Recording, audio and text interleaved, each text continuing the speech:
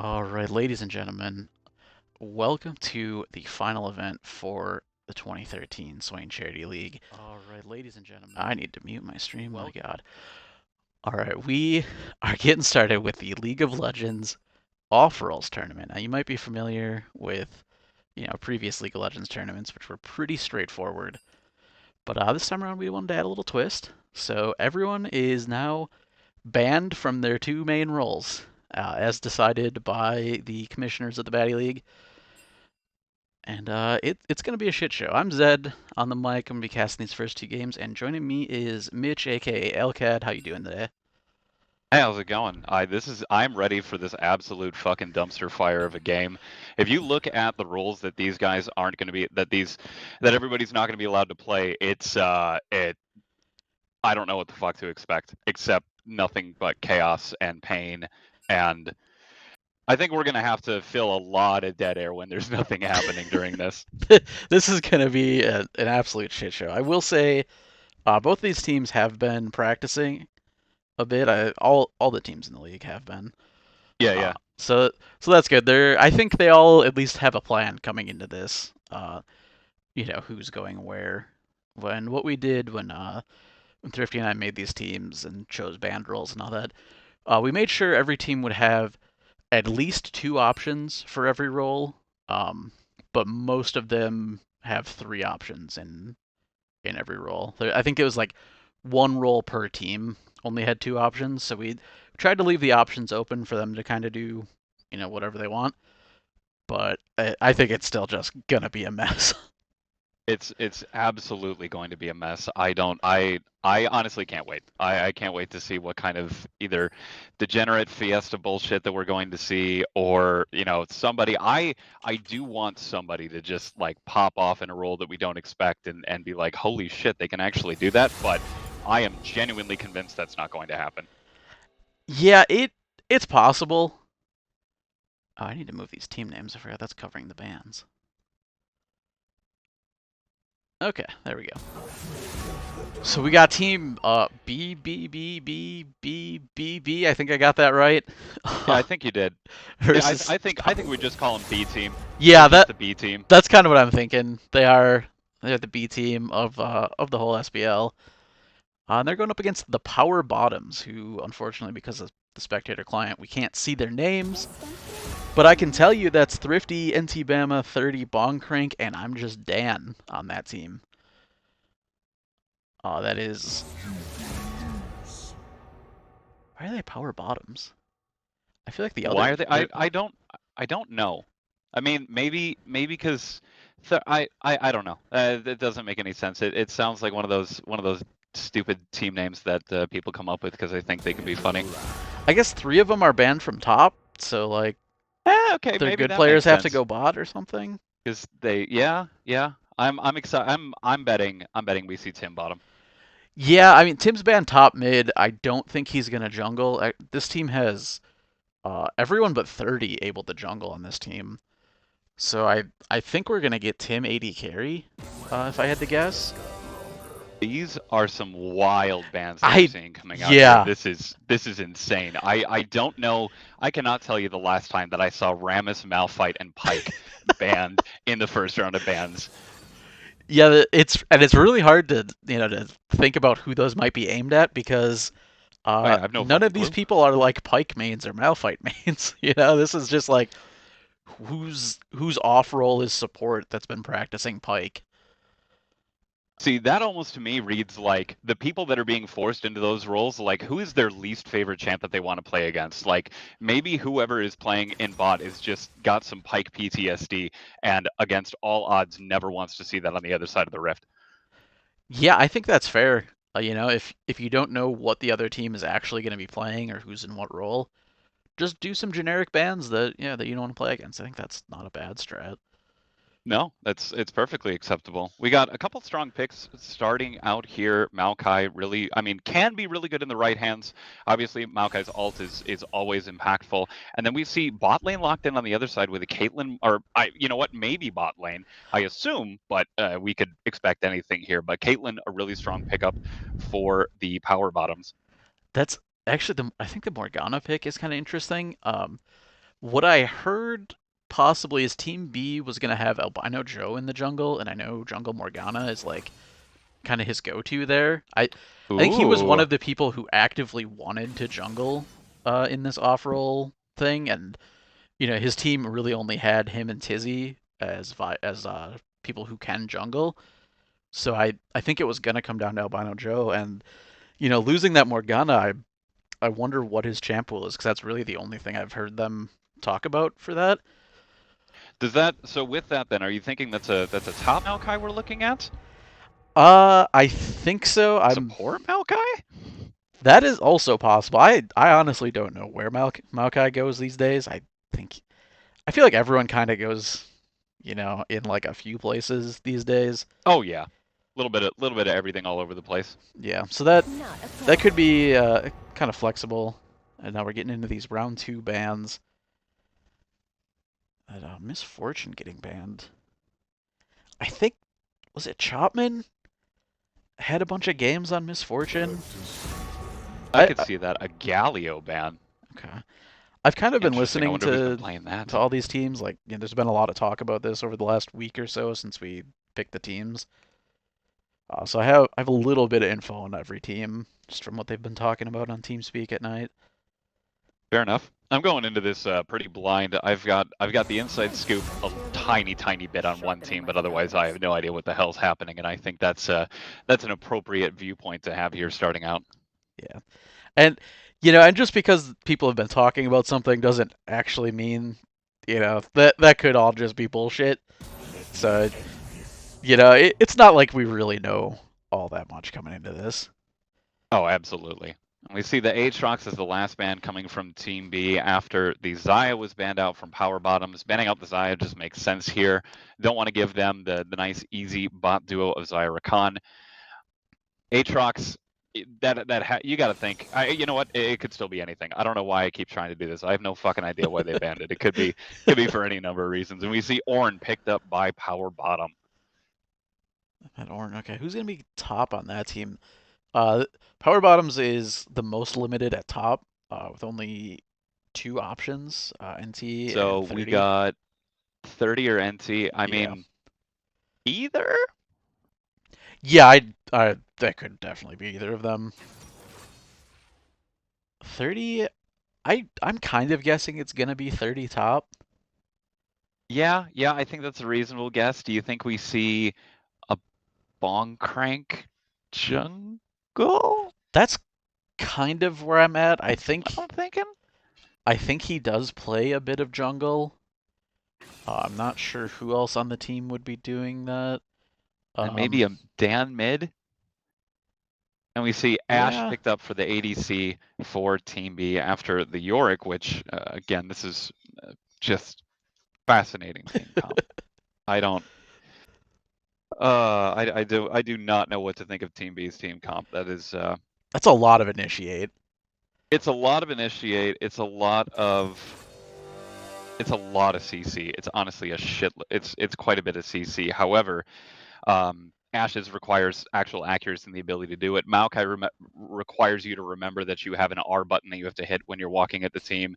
Vigar, you have to aim it. Rakan, you have to aim it. So like, there's definitely a level of execution that we're going to have to see out of Team B because they also don't have. Well, they do have all that. They also don't have a lot of escape. Maokai goes in, he doesn't go out.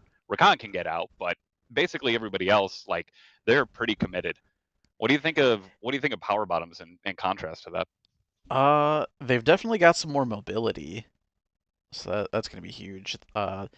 CC wise, not quite as powerful as Team B, but I think they just have more burst potential. I think so. I think so. I think they also just have, just looking at it, maybe the little bit better. Well, I think you can make the argument for either one for like a front to back, but I really don't think we're going to see a lot of coordinated effort front to back, 4 or 5 person grouped up type of team fighting. I highly doubt we're going to see that level of coordination or execution from anybody here. Yeah, I think Power Bottoms is looking to just kind of all in, pick someone off. They can get in on that Vigar, that Ash or something, win the fight before Yeah, if they can get someone before the big initiate, before they start comboing their ults and their CC, I think that's kind of the game plan here. Very true. So looking at the champs, do you have any more of an idea now that we see the team in its entirety? Do you have any better idea? I mean, we're going to find out in 2 minutes, but we got nothing better to do, so we might as well guess who is going to be where on which champions based on what we can see. On power bottoms, no, I wish we could see the names. Yeah, that helped. No, but I guess we can talk about Team B because we can see that that's going to be a Tizzy top on the Yorick. So it is Yep. Albino Joe in the jungle. Yep. He's going to be playing that Maokai. That's his, I guess, his backup pick after Morgana. And then that's So the. that's what's interesting about that, and I was thinking that as you brought that up, and the Maokai was the first pick. Do you think it was just a flex option that it's one that Tizzy would be okay with playing, and maybe Joey was okay with flexing if he couldn't pull off the little bit of a shiesty jungle Morgana? Yeah, I think so. Unless we find out he's been practicing a bunch of Maokai or something. I think that was kind of just a let's leave it open, play it wherever we want. And that bot lane. This is the two top players on the team going to be going bot for Team B with Renai Circulation on the Ashe and Dario Chopman on the Rakan. That's a lane that can get a lot of CC out. They hit 6, they're gonna be fucking scary. Absolutely, and that is arguably the two best players on that team are going to be in the bot lane. Like, just from a historical standpoint, obviously we don't know how they're going to work together, how well any of them work in those roles. But if you look at just a pure performance standpoint, those are definitely the two strongest players on the team. And I do think it makes sense, if you can, to get them into a lane together. And maybe we just see them win through bot lane. Maybe it's everybody else survive and try and throw out CC, and we're just going to try and get Blab and Shopman ahead as quickly as we can. Yeah, I think I agree with you on that. That does, that's a good strategy. Put your best two players together and hope they can make something happen. Yeah, no, I think it makes complete sense, and I'm waiting for my thoughts on power bottoms until we can see a little bit more here. But we are about to head into the rift, or head into the loading screen rather, right before we get into the rift, and hopefully we don't have any spectator issues here. Yeah, that's asking a lot from Riot. Oh, I already have to hit reconnect. Yep, there we go. Good start. Didn't take long. Yeah, It's all right. Somebody's got to be on a toaster. Oh, never mind. I'm in the rift. I'm on the load screen. So that's. Oh, there we All go. right. I'm on the Rift. Look at that. Now we gotta do all the setup, and timers, and reorder. All right. And then what is your game time at? The classic question. Let me catch up. We got 24, 25, 26, 27. All right, count it again. I had to back up a little bit for All you. right, 33, 34, 35, 36, 37. Perfect. Okay. All right, we are synced up. Oh, And we now that got we an have a little bit invade. more insight into what's happening, we got a level 1 invade going on here. Tizzy is not going to sit this out. They're just going to walk by her. SBL Bad Boy, what are you doing? Tizzy is going to get blown up, and she goes down in the first 50 seconds of the match. We have a kill going over 230 on the Caitlyn, and that is exactly where you want that early goal to be if you are power bottoms. Tizzy was not paying attention. They basically walked past her and she didn't even move. They luckily somebody coming up in there for coming up kind of behind on power bottoms checked that bush because the first two people just walked past her. No, it looked like SBL Bad Boy just kind of wandered his way through that. I, Yeah. I almost wonder if he didn't see Tizzy and just expected her to do something, and then was shocked that nothing happened, and then just kind of flounder about until they managed to get the kill. Yep. So, unfortunate start for Team B, but overall not going to affect anything too badly. When those kills come out that quick, everyone gets back to lane on time. But it is going to be 300 gold. Nice little early advantage. So I guess we were talking before the game about Thrifty Senpai, and it is going to be him in the jungle on the Kazakhs. You know what? I think the Kha'Zix picks. It was something that I was thinking during Champ Select, but I didn't want to talk too much about it at that point. The Kha'Zix pick makes a lot of sense for Thrifty. Thrifty is he's a very good assassin player. Some of his strongest mid lane champions include Ari, where he has the ability to act on his own and kind of create plays out of nothing. So giving him a jungler that succeeds by itself, I think is going to be an effective strategy, especially if he's in a situation where 30 and SPL Bad Boy are now ahead a little bit in lane, and he can afford to take a little bit more time elsewhere. Yeah, I don't know how I didn't guess it'd be 30 and Dan in the bot lane. Of course, it's 30 and Dan. They play together all the time, and they're Yeah, both able no, to it go makes bot. sense. Why would they not be in the bot lane together? And Albino Joe coming in on the gank. We Oh, see SBL the knockout, Eggman. the good flash. Yep, gets the stun. Good attempt from Joey, but unfortunately not able to pick that up. Something I want to note, Joey did burn a flash getting in there, so it was a flash engage and a knockback from him. So while he did get a good amount of health out, and unfortunately Eggman doesn't have to go back and isn't going to lose too much off of that. So trade for a trade there. Yeah, no, for everyone at home, SBL Eggman is NT Bama. Oh, that's right. Who changed? Or sorry, no, that's Boncrank. Brilliant. Oh, that's Boncrank? Yeah, that's Oh, for Boncrank. God's sake. Yeah. Can't keep up with all these kids changing their names every No, week. it's Yes, that is it's Boncrank targeting in the Boncrank mid. early kind of makes sense though. Yeah, and Joey did have to burn his flash, but Boncrank as well lost the flash, so he's gonna be potentially pretty easy to pick up in a few minutes here after another clear of the jungle. We do see him recalling here. I think he might lose a little bit.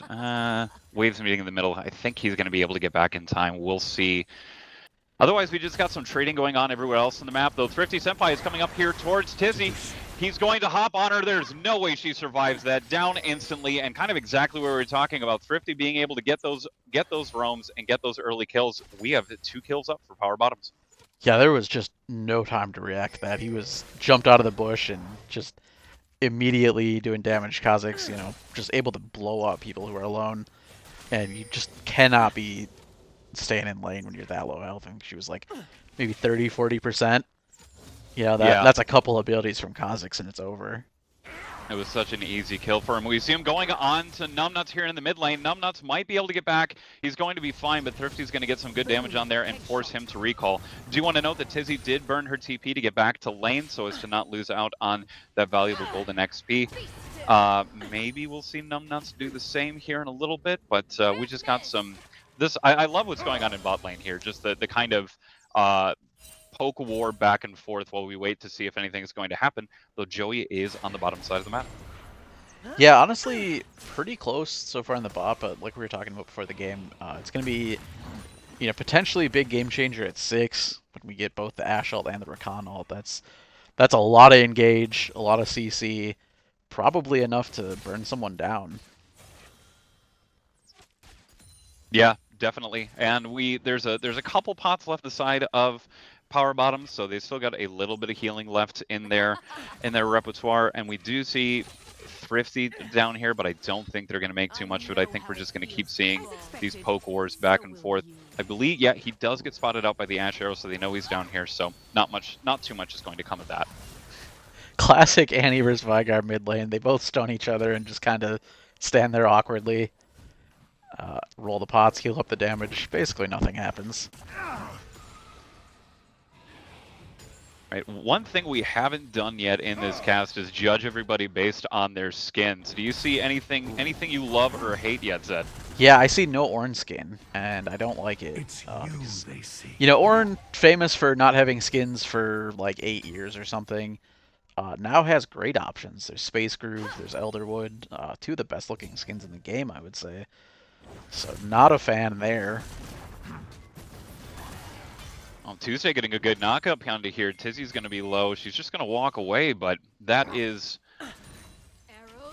not... That lane is just not going well for her. Down 16 CS. We're pretty even everywhere else across the board. Slight favor to Numbnuts over Boncrank, but that is definitely the biggest CS gap, though obviously aided by the fact that she was killed in lane, and Tuesday just a little bit more powerful right now. Got Thrifty Senpai in the river. Oh, that Kha'Zix jumps goes forever, but he's not getting anything here. He's just going to walk away from that, yeah. But that is probably going to force Numbnuts back. I mean, Bonkrank he's level 7. He's got his ult. Oh, Thrifty looping around Thrifty again! Double back. He gets a flash. He hops onto Numbnuts, and he's going to walk away, but Albino Joe's coming from behind. Numbnuts gets a little bit of damage onto him. I think they're just going to dissipate. Yeah, good move from Joey. Dario Chapman making the roam up, trying to meet Thrifty Senpai in the jungle here. They're going to spot him coming in, not let him get into river. Oh, Albino Joe. Joey coming around the backside of jungle. Thrifty here, spots him out with Ward. Gets him with the root. That's quite a bit of damage onto him. Thrifty's trying to run away. Joey gets him with the flash, and he's going to get him with the auto. Steal the blue buff there. What a turn for B team. Although 30 isn't letting the action stop here. He gets the Ornhorn on the top lane, but however bad. Down below, we've got Bad Boy going on to Albino Joe in the river. He is not in a great position, though. Rai's going to be able to take him down unless he gets stunned by Eggman, whatever the fuck your name is. Goddamn Bonkrank coming out of the middle. Dario Chapman's trying to run away, but he's got the ult coming onto him from 30. And being chased down by Bonkrank and Tibbers heading after him. At the end of the day, we have a 2-for-2. Not too bad, but Power Bottom's in a good position to be able to take the Dragon here. I consider this a pretty good win for them. Yeah, I would agree. I do want to point out, though, that when Thrifty was just dying alone in his jungle, his bot lane was just farming away from the bot lane. Didn't start moving up until after he was already dead. I think it's kind of on Team B there. They stuck around way too long in that jungle, and they ended up getting caught and losing 2 for it. So sort of even, really, but probably in favor of Power Bottoms. Yeah. I mean, we see relatively even gold. The early Dragon is nice for them. We don't think we saw too many ults get burned in that exchange. Other than 30s and Bonkranks. Oh, excuse me. So like I mentioned before, Tuesday did burn his on top in the exchange with Tizzy. However, nothing came of that engagement. Speaking of top lane, though, that CS gap is starting to grow. Yeah, 16 CS that we've got there. Although the mid lane CS gap is even more significant with Numbnuts sitting at a 22-21 lead in CS right now. Yeah, well, that's not good. You cannot let that Vigar just sit there and free farm, getting those stacks up. It's gonna be scary in the late game if if they're not able to shut him down early. Absolutely, and we've seen Thrifty make some trips mid to try and get him shut down, but ultimately hasn't been able to come away with anything. Has just kind of chased him off at middling health levels, but not too much has come of it. I think Numbnuts' early game is actually going very well for him. Yeah, there was Thrifty did that gank, and Albino Joe had a really good play to follow up because he was expecting Thrifty to just come back around again. And he tried to do it, but Albino Joe was there to kind of shut it down, keep him from going all in. So not a very explosive game out of the jungle so far. No, but we see Thrifty Senpai coming up towards Tizzy. Ornhorn is going to hit her. I think she's too far back, and she's just going to be able to walk away. So again, Thrifty making some good movement around the map to try and threaten the mid lane and the top lane, but ultimately has only come away with the 1 kill, really, and then his participation trophies that he got after getting killed in that bot lane exchange. Yeah, he's doing the right things, but it's just not quite working out. He's not able to secure any of the kills. Tuesday gonna go in here. Is he just gonna drop the circle and walk out? We got an ult from Albino Joe coming in onto Dan, and 30 is low, running away. They get the good root onto Albino Joe, though. Albino Joe is going to go down from tower shots. Just a little bit too deep of a dive, gets rooted right under tower range, and that is a great kill for 30, and Dan surviving the ulted onslaught from Albino Joe.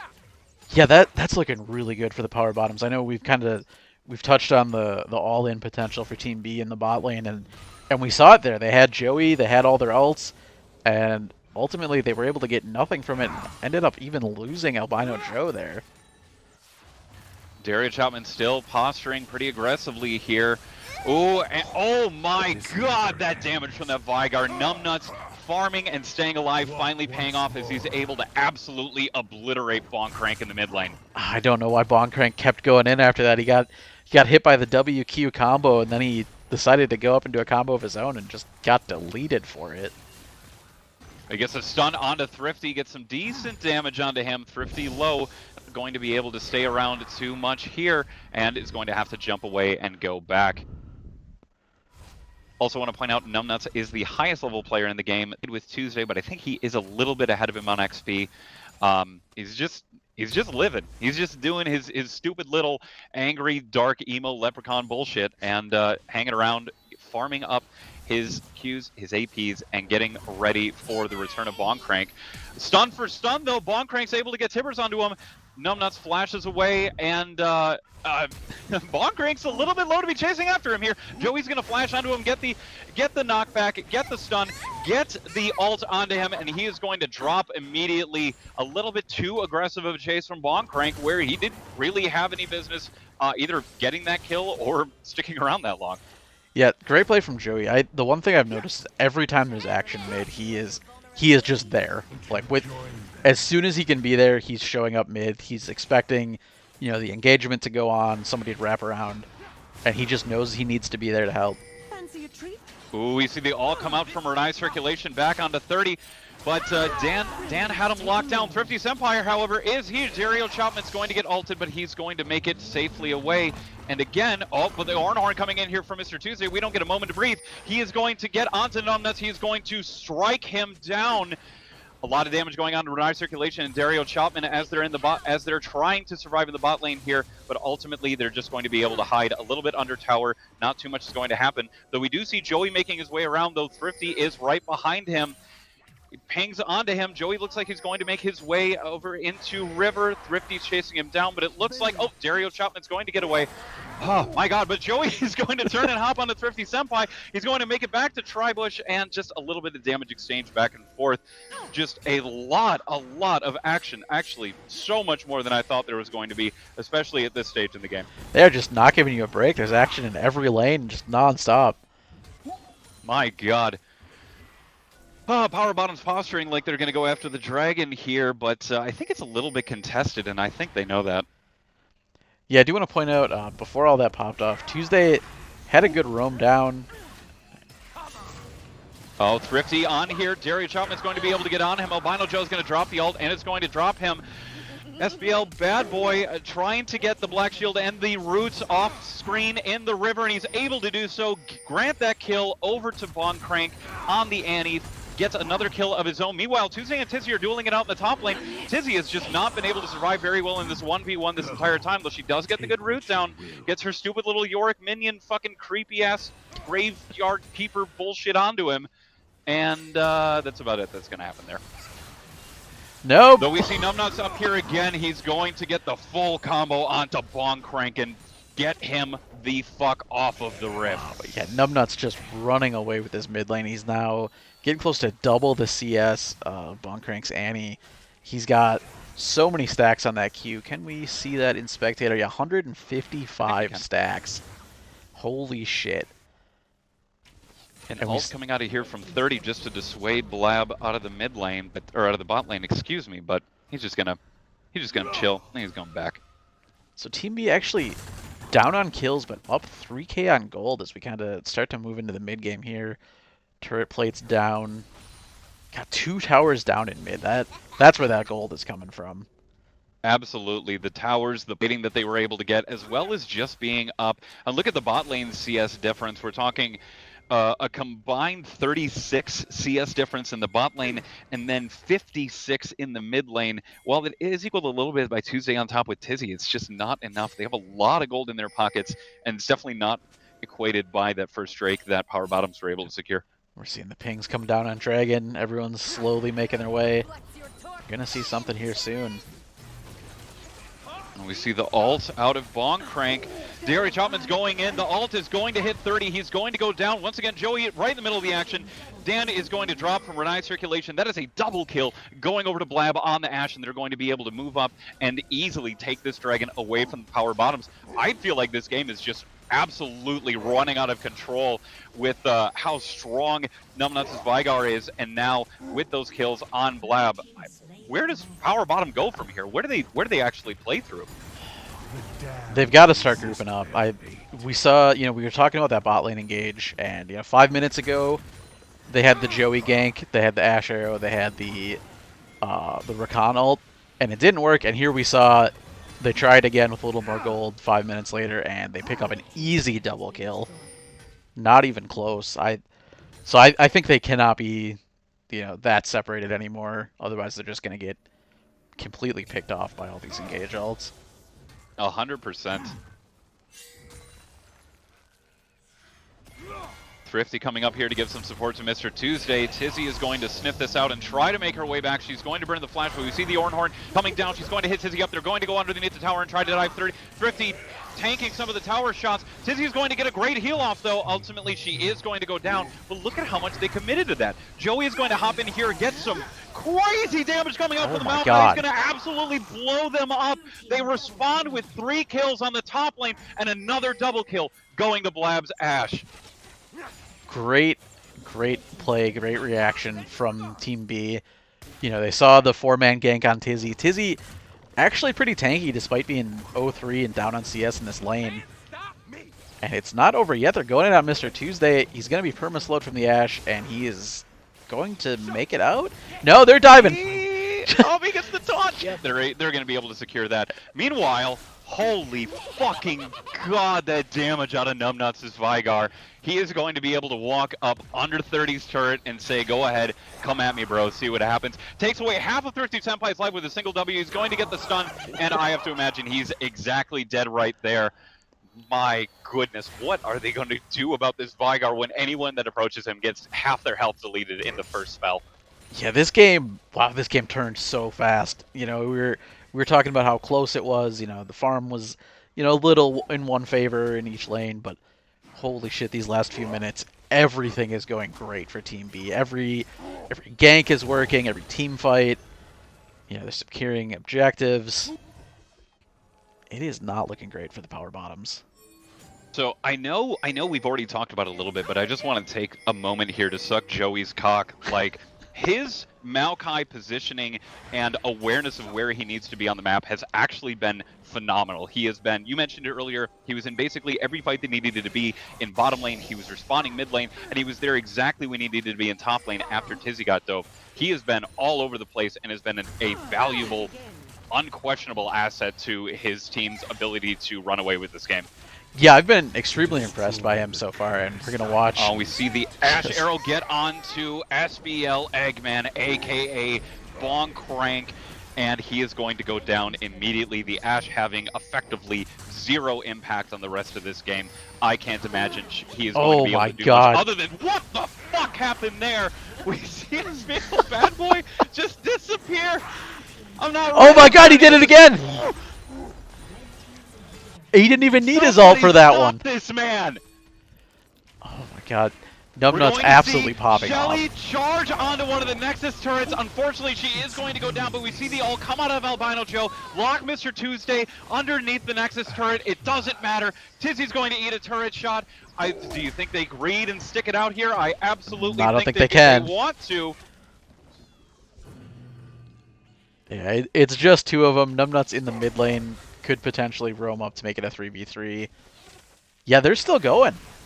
They want it. They want it. We see Bong Crank do the one thing that he's good for in this game. Drop Tibbers, get a stun, manages to get a kill out of there. Numbnuts is at, 20% HP. Why does he give a shit? 100% is nothing to him. Oh, but he misses on the Thrifty. Is he going to be able to catch up to him and do anything here? I think he might. No, he's just going to run away. That speedy little leprechaun fucking gold hogging bastard. Here's Chopman to try to keep him bring him to safety. Now Thrifty going around, he's going to get back on a Numbnuts, but he's got members around him. He's not as weak. He is going to go down, but not without first responding and taking down Bonkring. Dario Chopman trying to make his way away from it. And, sorry, spectator. And Thrifty is going to get the kill. God damn it. Now Thrifty all alone as Tizzy. Oh no, he's backed up by SBL Bad Boy. Thrifty gonna make it out thanks to a black shield, and they're able to disengage. You know, that was pretty good overall for Power Bottoms. Sure, they lost Yeah, an inhib, but they were able to kind of, you know, the Team B kind of overstayed their welcome trying to push the Nexus, and Power Bottoms able to pick some stuff up, but here we go, Team B gonna pick up a Dragon.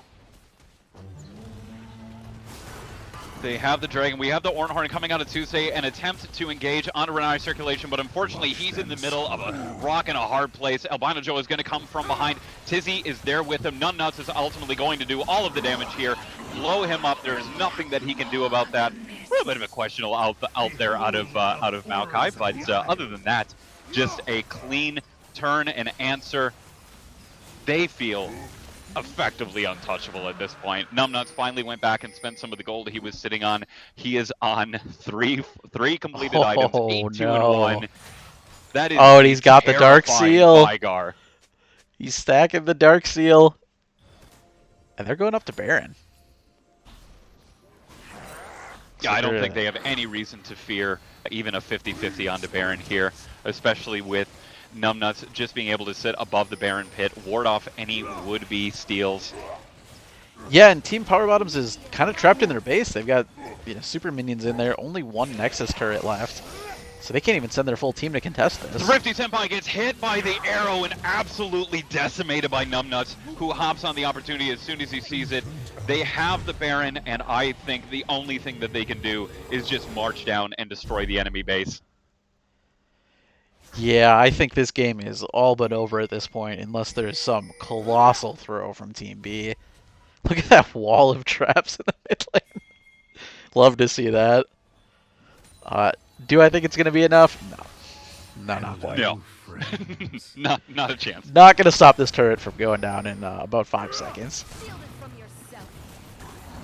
They at least avoided the Vygar cage of death, and they haven't gotten hit by him yet, but you got to imagine the second he's able to touch anybody, they're basically obliterated. 30 is going to get hit by the knockup from Dario Chopman. There is going to be a stun there that catches the Ornn just out of frame. Joey is going to drop his ult, catch 3 members in it. Tuesday is going to try and run away. Numbnuts is going to get there with the damage. That Annie is doing nothing. Tibbers is doing nothing. All Thrifty can do is sit at the back of his base and watch as the Nexus is destroyed. That is a GG in just over 24 minutes. What a fucking slapping of a game.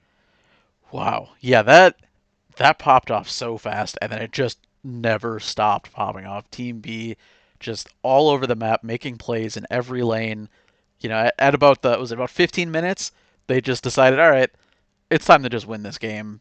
They were winning fights everywhere, and I gotta say, if I had to pick an MVP, I'm gonna go with Albino Joe. We kind of talked about it during the game. He was everywhere. Anytime anything happened, anytime Thrifty ganked, you know, or somebody was making a play, Joey was there either to save them or to counter engage as they were trying to get out, and then, you know, some heads up plays from Renai circulation with that Ashe to help him out. I was able to get the team to catch up, and they just got so many kills off of that, off of Joey being in the right place at the right time. It was just incredible. No, I definitely don't want to discredit what Numbnuts was able to do on the Vygar. Obviously, I hold the same opinion. I think Joey did a great job enabling him, getting him those little tiny bits of advantages, the counter ganks, the room to breathe and get out of what otherwise would have been a gank from Thrifty Senpai. But Numbnuts with 24k champ damage, 12, 2, and 2, an absolute menace, had more champ damage than the top 2 champ damage from Power Bottoms combined. Wow. Which is a fucked stat. That is pretty incredible. All right, and I think we are getting pretty much right into game 2 here. We get the lobby up. We're gonna take a short break. After that, while we get things going, and we'll be right back with game 2 featuring the Dank Jungle Dwellers versus the Radical Left Speedrunners. See you in a minute.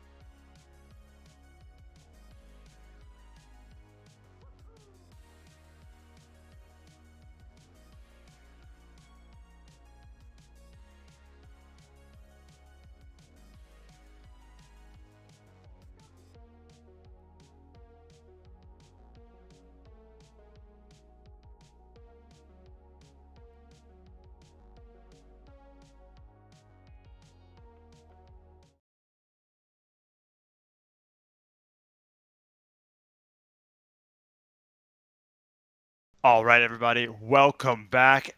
It's time for game 2. We have the Dank Jungle Dwellers versus the Radical Left Speedrunners. We just watched Power Bottoms get sent to the bottom part of the bracket. They'll have to make their run back, the losers. I'm joined here with the one, the only, Legendinger Zedicus. How you Hello. doing?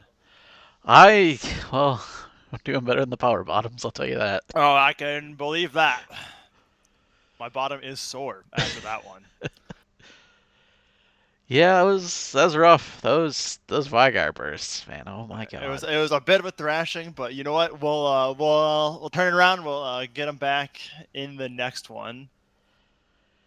Yeah, we got the Jank Jungle Dwellers. I don't know why that's so hard for me to say. Versus the Radical Left Speedrunners, which great meme.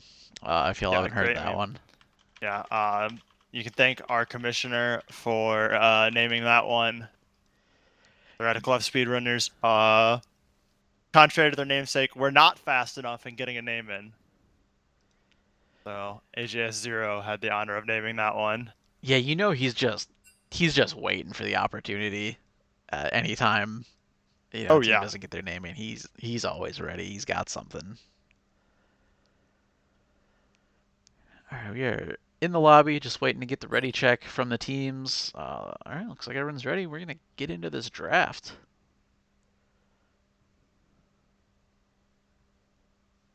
And there we go. Shit, once again, I forgot to look at the team order for the Radical Left Speedrunners. Oh, and remake. Nice. Yeah, we already have a remake. Excellent. All right, cool. Radical Left Speedrunners. It's a blind pick. Lamau. That's on me. All right. I think the lobby owner can change that. Now you had a remake. No, all right, remake. All right, Looking at just speedrun in this one. yeah, stick with us for just a moment. We're gonna get a lobby set back up very This quickly. will be very quick.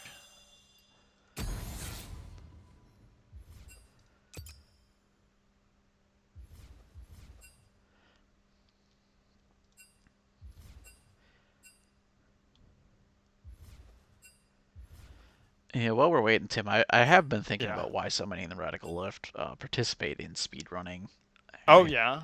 Yeah, I think it's the left's lack of worth ethic. Go fast rather than do it right. And they're trying to elevate alternative sexual archetypes in the marketplace, aka the fastest Mario. Zed, what the fuck are you talking about? I don't know how that doesn't make sense to him. God, that copy pasta just goes forever.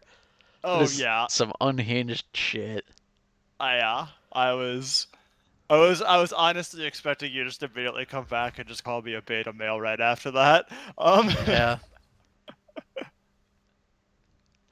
It's been a while since I've seen the the Sonic version of that.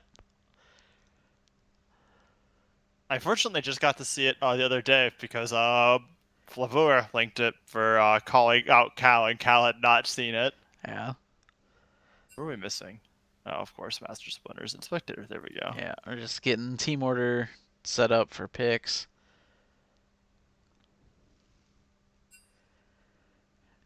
Yeah, despite us having a remake, somehow remake. Oh my god! I wasn't... swear to God, I saw someone switch right after I said send it. I'm like, I swear to God, if we start with a 4 to 5, fucking, I just.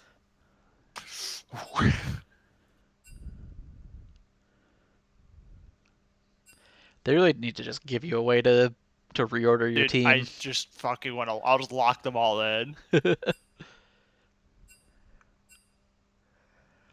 Okay, Ready's coming out. We are back in the draft once again. All right, we're back in the bat, and oh god, Drubs and Triumph Vans. Oh no. Oh, did they think through this?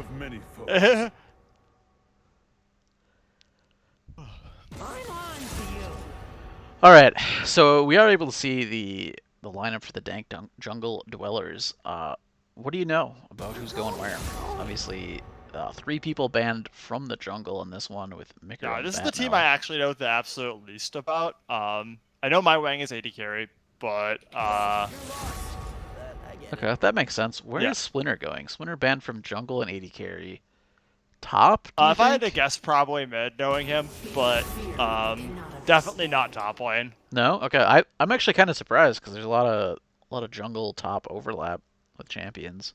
Yeah, there's a lot of champion overlap, but the mentality overlap is not there, and That's true. That is not Wes's lane. That is true. If he plays mid lane, kind of like jungle and just goes for a lot of ganks, a lot of roaming, it's basically the same thing at that point. All right, we're getting into picks here. The Malphite, okay. Yeah, it's SBL. The SBL Classic. Gotta pick the Malphite. He's unfortunately banned game 1, but we are going to see him here. Who's that going over to? We got in the top. Looks like everybody but Mikuro able to go top on that team. Yep. Yep, that was the big thing. This team could not have 3 people in the jungle. I almost assuredly imagine we'll have Mikro in the jungle here. I can't believe we did not see a Shaco ban. Oh, that's true. That's like his thing. That is his thing. He plays that all the time. Mick is actually a solo laner, except for Shaco. That is his champ. People are like, oh, Mick plays jungle. No. Mick plays Shaco in the jungle. I mean, he plays a few other champs, but he's really more of a solo laner. Yeah, do you think they're gonna pick it here? Looks like they're not. Oh, this might be. Ooh, it could be banned now. It could be banned now. Maybe they don't want it in the solo queue. Maybe they don't trust Mick to have the Shaco. They're like, we don't want to deal with this on our team. Maybe they're holding that for a later game. I don't know. Maybe. Twist. I don't know. I feel like people know about that. Yeah. Well, all right. Let's see if it. I would be surprised. Yeah, I will tell you right now that Kale is Chai top right now. Okay. Chai's been playing a bit of a Kale top. He's been saying he's having some success on it. So that means the bot lane would be Tank X Phoenix Blaze because the other two Hook Resets and Tree are not able to go bot. And that we knew that. Yeah, Tree is going to be mid lane and Hook Resets is their jungler. Okay. Yeah, that all makes sense. I know Tree is also a mid laner when he needs to fill or whatever. There's a lot of. It's definitely his third most played role. For sure, but he tends to play a lot of the more mage supports. So there's some he just plays a lot of support. So yeah. Yeah, there's the Shaco ban. Yeah, there's the Shaco ban. No surprise. I wouldn't be surprised to see if that's Pantheon mid here. That's kind of what I was thinking. I was gonna ask if you knew for sure.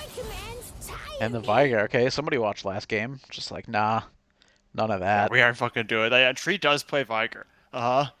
Yeah, that's true. And the Swain, I don't know how Swain mid is, but I know Tree big Swain player. Swain mid's pretty good right now. Honestly, I'm really surprised they decided to ban Syndra and Ziggs over those two the first round. Maybe they weren't sure who was going where, so they're just hit that. But yeah. Oh, the Rumble. Okay. Rumble in the jungle. All right. I like that. Yeah, I can dig it. That's gonna be quite powerful. Is that jungle Morgana?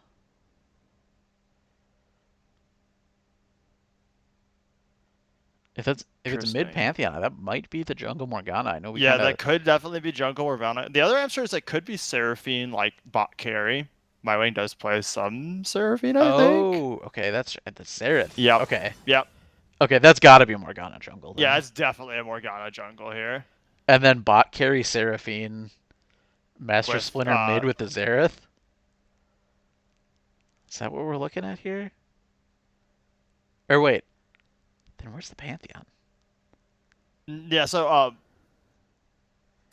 Mel could be playing carry Seraphine is the other thing. But I don't think that's the case. No, Mel can't play bot.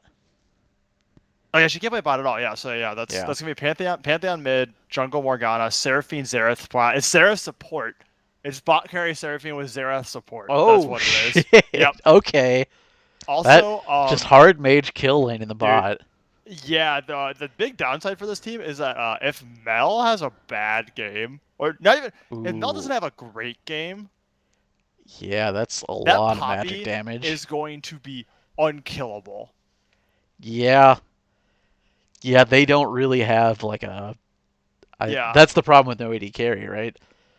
I mean, against a Seraphine tanky brings team. a lot of wave pressure and a lot of damage. Actually, she is like Seraphine is like a late game hyper carry, but the thing is, like that also just like has a decent laning phase. But the thing is that like, yeah, nothing here is dealing with tanks. The Poppy and Alistar are going to be a nightmare to deal with. Yeah, I'm not really sure how I feel about the Jungle Dwellers team right now. But I you know, anything works if you can just yeah. like destroy the early game and go from Oh yeah, there. exactly. I mean, if they destroy the early game, they could totally do that.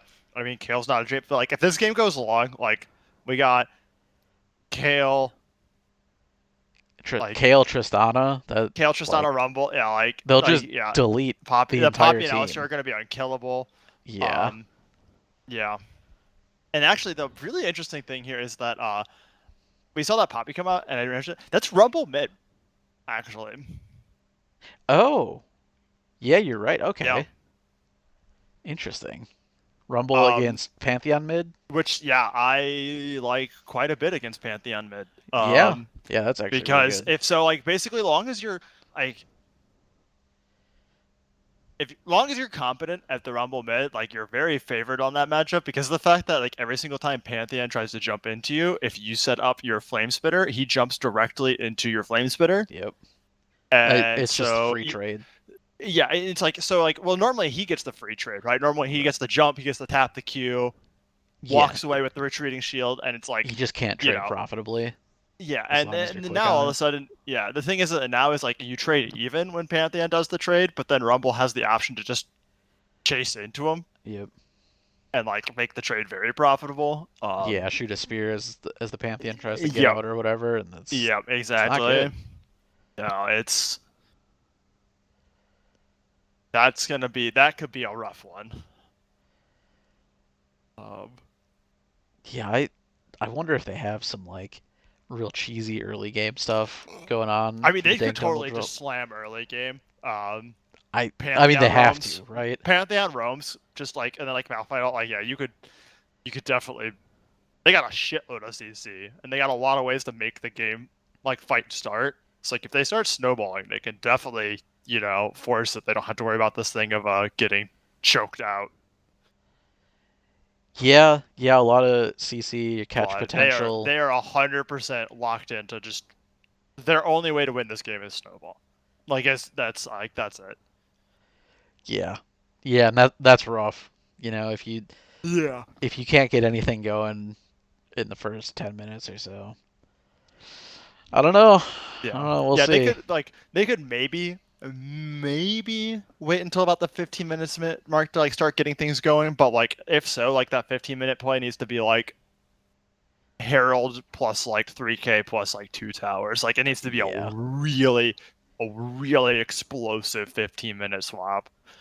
All right, we are about to get in the game, and let's hope the League client decides to work with us today. Did you have issues last game? That No, is 3 not too teleports. bad. That is teleport on the support. Oh. Also, it's Jungle Pantheon. Oh. Okay, well, a little better. Not as And rough as the then Rumble matchup then. so it's Master Splinter mid. It's actually Master Splinter's mid. Okay. That makes sense. That's kind Yep. of a weird. Yeah. So that's gonna be a nightmare to reorganize. So it is the Xerath mid. It's So Seraphine Xerath mid, Morgana in the Seraphine bot lane. Morgana. Seraphine will be the carry. Yep. And then you just gotta do a little wiggle there. Here we go. Welcome to Summoner's Rift. All right, are we gonna see an Well, invade? I like Obviously, that a lot more. that worked really well last game. 30 seconds Yeah. until minions Yeah. spawn. I have to say I like that a lot more for their comp because like their team is very dependent on Roland and like Pantheon jungle definitely has a bit more of a snowball presence than the Morgana jungle, and also it removes Pantheon from having the bad matchup mid. Yeah, yeah. I think And when things are your looking a team little is better. yeah, and when your team is pretty focused on either A, Pantheon having a Minions great have game, spawned.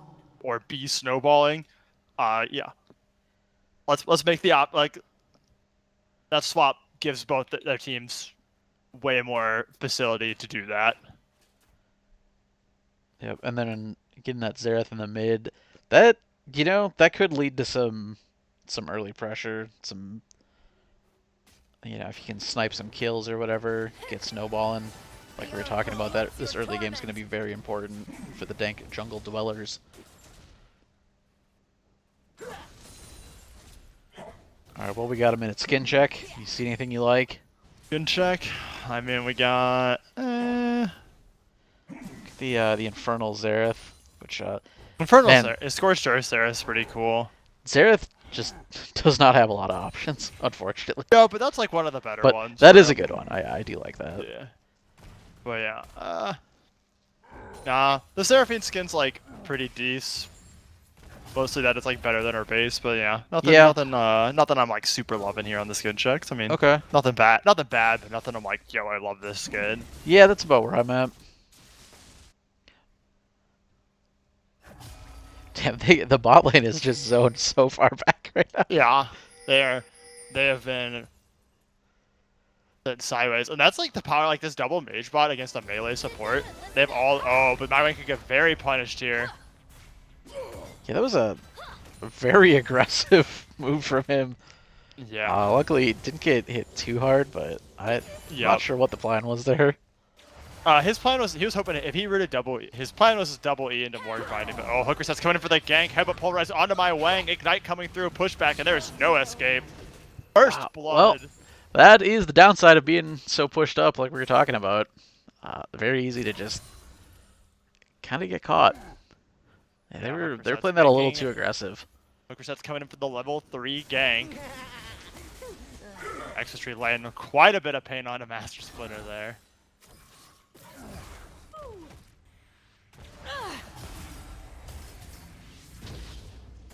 Fortunately for my Wang, he has the TP to soak up this wave, so while he does go down, not gonna miss out too much for that. And quick shout out, since we don't have the dono tracker on the screen, we have reached 4K for the kids.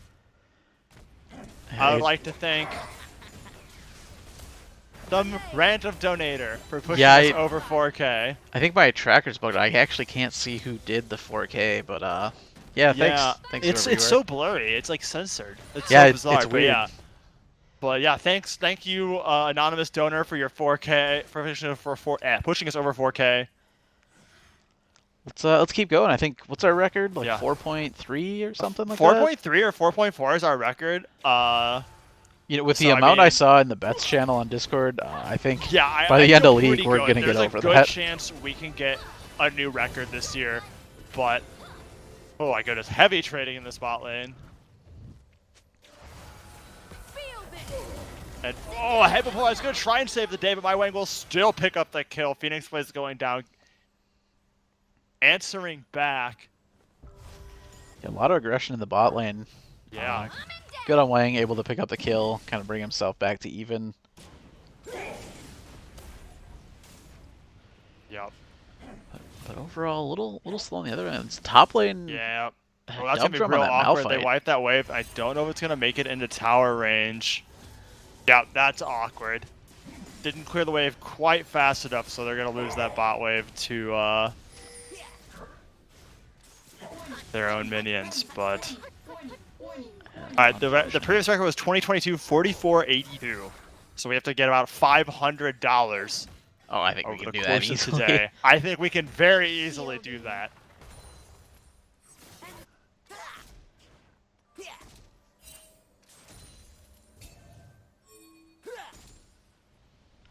Oh, we got the pings coming out. Hook resets. Looks like he might be going into the mid lane and caught by ward. Yep.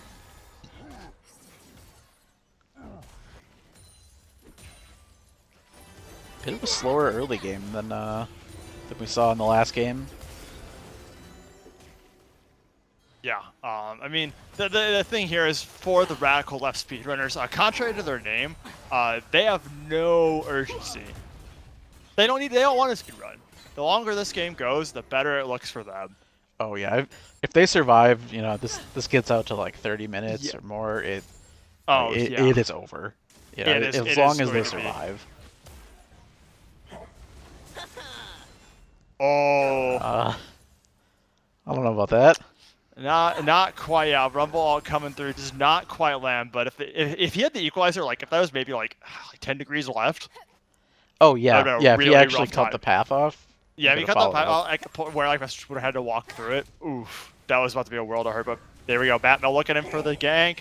Slow comes down. Stun's coming through. Next stun coming through. 3 getting locked up. Gonna flash out, and he's gonna fucking DDR his way out. But doesn't matter. A flash alt from Dubdrum. Oh, Now but it's Hook just where Resets aim is may be there. sus, but Dubdrum comes through, but Hook Resets coming to look through. He wants to finish this off. Down goes Dubdrum. Good Cal catch avenging by his Hook teammate. Resets. Yeah. Xmas Tree catching the whole kitchen and the sink. Yeah, they went hard on that, and he was able to get out with just that little bit of Rumble Shield. Yeah. Yeah, Until a good little bit of run Rumble from Shield and then Dubdrum. some real good jukes on Xerath ult. The second through 4 shots were all able to be dodged.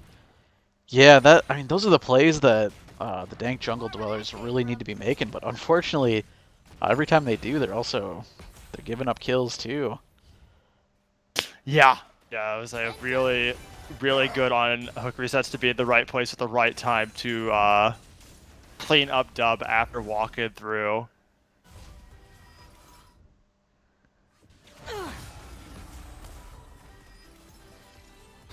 But other than that, not too much action going on anywhere else right now. We'll start to see pings coming down for the Dragon. Yeah, a Alts lot of people will be going back available. right now. Alts will be available. TP not available for the Dank Jungle Dwellers, though. We'll see if Chai has the heads up to roam on down for this Dragon. Yeah, Dubdrum Forehand. already in the top lane, so it's going to be a long walk Yep. for him if the Radical Left speedrunners decide to force this fight.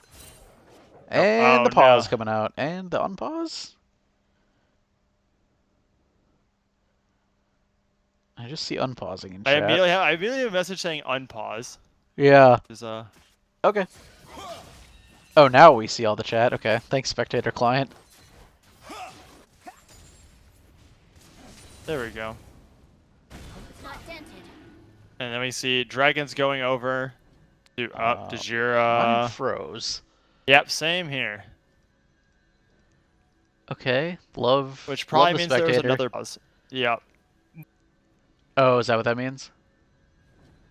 Sometimes that happens with a pause. Okay. And there Yeah, we go. There we go. Back into it. Yeah. Excellent. Okay, I'm just gonna Yeah, speed sometimes up to make sometimes sure the we're- pause, like the pause speed up just gets a little weird Yeah. with it, and it ends up freezing right afterwards instead of like right at the pause. This fucking spectator client, man. Yeah, dude. Okay, so while everything was messed up there, we did see the Yep. dragon. You know what the shit is though? Is that like, you know that the Riot has a special build of this fucking spectator client. Because you know how many issues have you seen with the client at LCS of Worlds? Oh yeah, they have way more No, they- features in their like in-house thing. Oh yeah, Yeah, when are they gonna give that to us? yeah, We've dude. been on the same. Spectator Riot- was just broken for like a year at one point before the SPL came back. Was it? Yeah, and there was just like you just like couldn't use it for a while, and there's just random bugs with it all the time. A good headbutt forwards out of Tank Axe, but My Way gonna land the charm out of Phoenix Blaze. It's gonna keep Micro alive. As now in comes Batmel picking up Tank Axe, looking for more. Gonna force the flash out of Phoenix Blaze. Hookerset's trying to come in to see if he can send anybody flying. The verdict is no. That was great timing on that Pantheon ult by Mel. Just lands just in Excellent. time Oh to my gosh, snag the Hookerset's kill. just getting lit.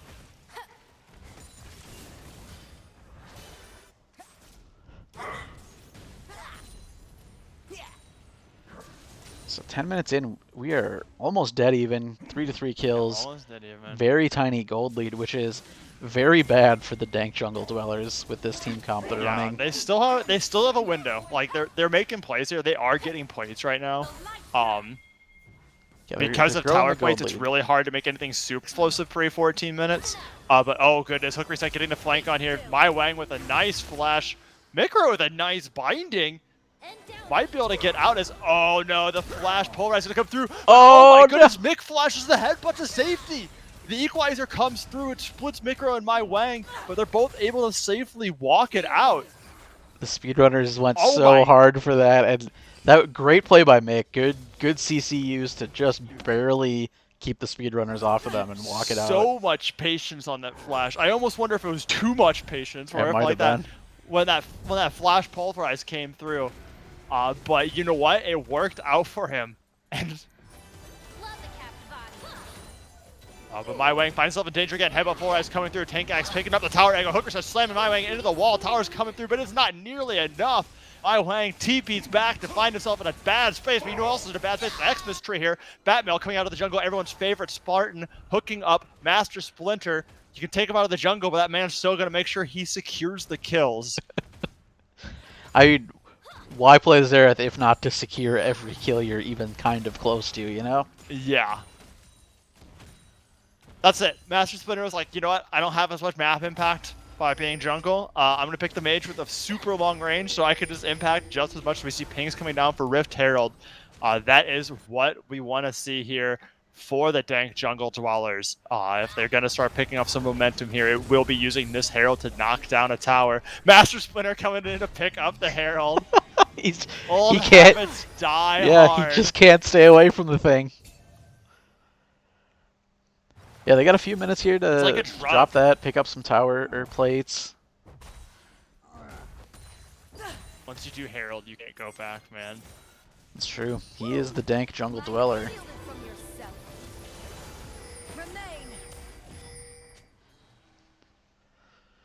Remain. This bot lane for the Jungle Dwellers looking a little better now that they got some farm, got some items. They're able to kind of poke a little more, which maybe will help them get that engage, get something going out of the bot lane. Yeah, the one thing here is with this wave, oh, Tank Ass going in for a bit of an engage, but nothing too much going to come out of it. One big thing is that versus like this double mage with the melees, it's just the wave clears. No, oh my goodness, My Wang's trying to send it all. Phoenix Blade's getting very low. The Ignite will go out. He's going to jump out, but it's not going to be enough. He's dead. Alistair gonna get out with the ult, very low. Gonna be forced Very back. low. I do not know what he's hoping to get. Yeah, he needs to just run. Here. Otherwise, the Dank Jungle Dwellers might be having a steak dinner in bot lane. I was gonna say you should be worried from the Pantheon ult, but it looks like we didn't catch it on directed camera, but Mel did use the Pantheon maybe in the mid lane. I did see some pings going on over there. Okay, yeah, that is totally possible. Yeah, I was focusing on, you know, spectator knows, man. Right, Focus too much on action where in the the kill bot lane. was. Yep. Yeah, it's like this action resulted in a kill. As what was looking like a pretty good lane for Tree is starting to get a little troublesome now. Master Splinter able to lay down quite a bit of poke. Looks like the Jungle Dwellers all coming back from a reset. The Dragon is up. People converging towards the bot lane slowly. Plates are down, Yeah, and now the Rift Herald comes out. No plates from this Herald by just a couple seconds. Very unfortunate as Master Splinter now finds himself getting slapped by Hook Resets. Hook Resets going through, sends the ult. He wants this, but he's not going to be able to find it. The slow from Master Splinter will be enough. He's going to get the walk out to safety, but this should mean the Radical left speedrunners can secure themselves a drag, working their way. There's a very quick soul potentially, but no. It's the Dank Jungle Dwellers controlling the river, and Hooker is going to walk in. Find himself under a lot of CC, and down he goes. My Wang picking up once more.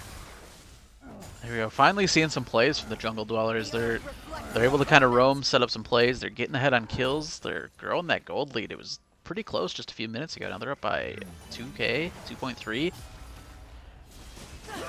Yep, they know the Dank Jungle knows that this is their time, but the Equalizer coming through doing quite a bit of damage. Master Splinter entering in kind. Beautiful KO going to make sure that Tree is staying healthy. Health bars mixed and matched here. We got a couple in full, a couple all low on both teams. My Wang trying to see if he can sneak off a back. He has TP ready. Hook Reset's trying to run in to join the fight. Looks like both teams gonna send a few back, maybe try to reset this. Nobody wants to force the issue. Canceling is back. Yeah, Extra cancels it back. The lands a poke onto Micro and try to protect that ward, but Batmel is waiting in the wings to keep him safe. Yeah, Master Splinter picking up a tower in that while everyone's kind of backing and positioning around the dragon. Yeah, an important thing to note here is that Kale is now completed first item and is level 11. Kale's impact should be significantly larger now in the game. Really, really needs to hit that 2 item spike in like level 11 plus. But doesn't quite have the gold for that, so to keep an eye on that here to start seeing when this Kale starts to become a real problem. We did see the teams kind of split up, both top laners going back up the top, but they have TP up, so they're going to be ready. This dragon fight will pop off eventually, even though everyone kind of decided to wait on that. Yeah. Seems like both teams were a little nervous to go ahead, didn't want to push their luck here, and I think that definitely favors the Radical left here. It does. What a sentence. Yeah. And now they're grouping up by this blast cone. They're waiting. They have vision. They're waiting for someone to come check it. They're gonna come flying over. Here it is. Oh my God! Batmel's right there as well. Micro, beautiful zone. He's gonna keep him alive. In comes the CC from My Wang. Batmel following up. Tank Axe looking like a tasty steak dinner. Dubdrum flashing, gonna get flashed by Phoenix Blaze, but Hook Reset's gonna find himself getting locked up. Meanwhile, Extra on the back line, picking up 1, picking up 2 as he gets a double. But now he finds himself on the route here. My Wang looking to see if he can avenge his teammates. Tank Axe coming right back in. Gonna get the headbutt pulverized, but he's gonna offer himself up to Master Splinter. Double kill for Master Splinter. My Wang lands the slow on the Xmas tree, but it's not gonna be enough. We see a 2-for-2 trade. Dragon looking to go over to the dank jungle dwellers, but they're going to have to balance this out a little bit here. Health bars are a little low, but they should have no difficulty with no contest. That zone use was absolutely incredible for Micro. He was at 100 health, 3 people blast going over the wall to take him out, and they don't get the kill. Sell out so hard that the jungle dwellers are able to roam up, catch them, pick up kills, and secure the dragon. Wow. What a play. Unfortunate for the speedrunners, they weren't able to burst Micro down fast enough. Yeah, I mean, that was a totally different thing. Like, Micro's ult would not have gone off if that was not the case, which means, like, there's no CC. They didn't have to try and worry about trying to pick him up again later on in the fight. Really clutch play there. Yeah, absolutely huge. Showing the power of having that early stopwatch. As he works his way towards the Zhonya's. Oh, Pantheon jumping in, looking at the top lane here. Tony gonna have a beautiful flash from one brush to the other, and it leaves the dank jungle dwellers confused. Great flash, yeah. Mel still assuming Chai was in that bot push. Very well played. Yeah. Good fake out. Great flash. Does not give them a chance to have vision to layer down that CC. And now Batmel finds himself very, very unsafe in her own jungle. Hooker Set's going to look for the dash charge. Not going to get the knock into the wall, though. They'll have to settle for Team Gromp here. Dubdrum looking to come down. Make sure that his jungler can get her Gromp. As we now see Hook going straight onto the Herald here, but the dank jungle dwellers have the Radical left speedrunners surrounded, and a bind's going to land on a tree. Malphite finds 2, and oh no! It's looking all over for both of them here. Batmel jumping in for a single one tree. Looks like he had to have the happy feet. Had it for the Xerath, but not the Morgana. Meanwhile, though, My Wang finding himself in trouble here. This Alistar taking the tower well. Phoenix Blaze taking his sweet time, but just more than enough. All he needs. Yeah, Radical left speedrunners keeping themselves in the game by picking up some kills, but yeah, jungle dwellers. Quite a bit of tower pressure here. At this point, plates are down. That's true. They might be able to tower secure very that bot. quickly. Yeah, there are TPs available. Master Splinter or Dubdrum can TP to this tower if they want, but it looks like they are not going to. Instead, they want to opt to accelerate this game and place this Herald in the top lane. Outer towers going down. Can they keep the Rift Herald alive to get the second charge? I think so. 3v2. They've got the wave. Oh no, wow, Kale just shreds that thing. Yeah, Kale's starting to get scary. Yeah, we are at that point where you let the Kale just sit there and auto attack and everything's melting. Really, we got boots now, but we're still a long way from completing Riftmaker. I assume that's what the second item will be. Yeah, so Jungle Dwellers do have the lead. They've got the 3k gold lead, extra kills, more towers, but, you know, like we talked about before this game, The goal for the speedrunners is just to survive really until 25, 30 minutes, and they're gonna be very strong. Complete some items on the Kale, get that Tristana Kale damage coming out. That Poppy's just not gonna die. Yeah, that Poppy is going to be very, very tanky at some point, but not yet. Yeah, We've Jungle seen Dweller's they've been still kind of in control of this game, but they really need to. They can't rest. They gotta close this out. Yeah, no, they've done a great job at accelerating the game, building a gold lead here, picking up all of the outer turrets. But they do not have the luxury of waiting on their laurels. They have to beat the pedal to the metal. Yeah, they have to find some fight, a pick, something to get an advantage. But so far, not really a good opportunity. Maybe this dragon coming up in a minute will be that chance. Yeah. Oh man, actually, Tank Axe is gonna start getting unbelievably tough to kill. Yeah, he was already pretty strong in that bot lane. The Seraphine poke just not enough to chew through all that Alistar HP and the bit of healing he gets.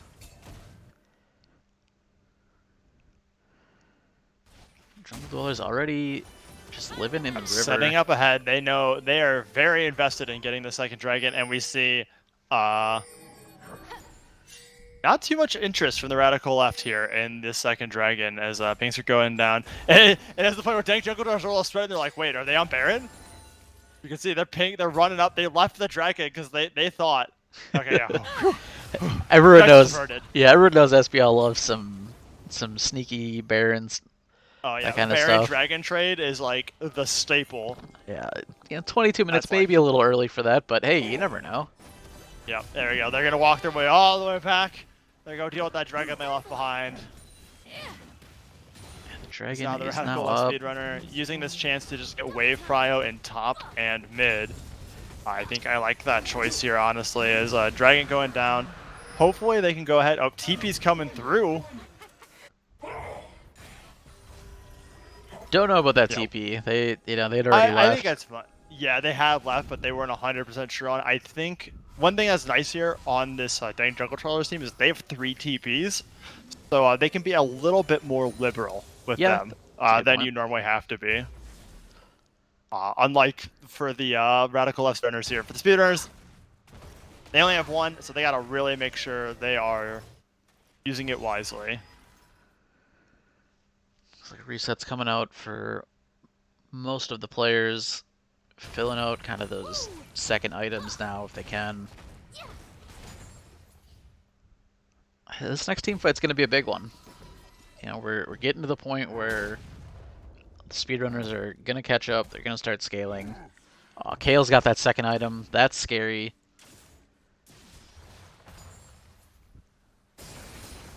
But for now, just farming jungles.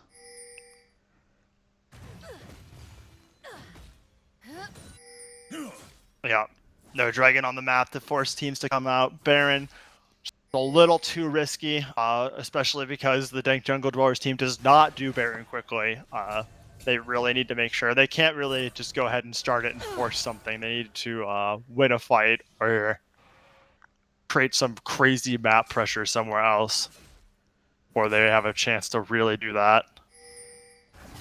So what are you thinking at this point? Who are you the most scared of in this game? In this game, right now, I think the scariest champion is probably Seraphine. I think Seraphine has the largest the largest potential of like big game-changing ult plus like good damage. Definitely gonna be the ones the two teams each have like someone to look out for. Pantheon to start making a play here. Seraphine for like the team fight, and then Tristana is the one to currently Tristana Rumble are the ones the big watch. Oh, that binding barely missing. Yeah, they needed that. Hooker sets off and looking through the fight. Gonna be able to safely walk his way out as we're getting really dicey here. People are all over the place. Xmas Tree though not there. And a beautiful flash all from Malphite. Once again finds more. Dub pulling the trigger. out for blood. Alright, honestly, could have been a lot worse with 2 people that far out of position for the speedrunners, so only losing 1 there, maybe not bad. It looks like they're trying to re-engage. They saw the Malphite TP out. The fight is even. Yep, and we see Xmas roaming up here. He's going to be coming through this river. He will have the flank. Gonna get spotted out by this ward.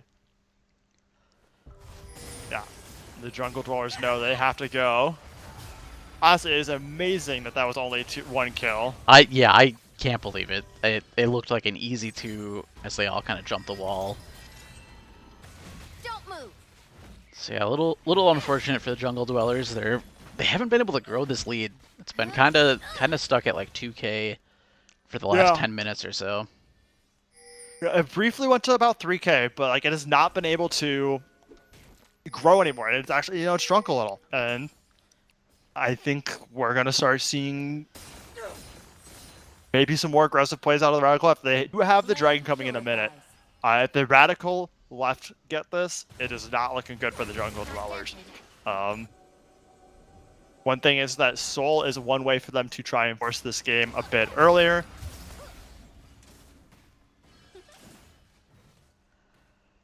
And we see they're getting positioned early. We've got a minute left. Vision's coming down. They're clearing out the jungles.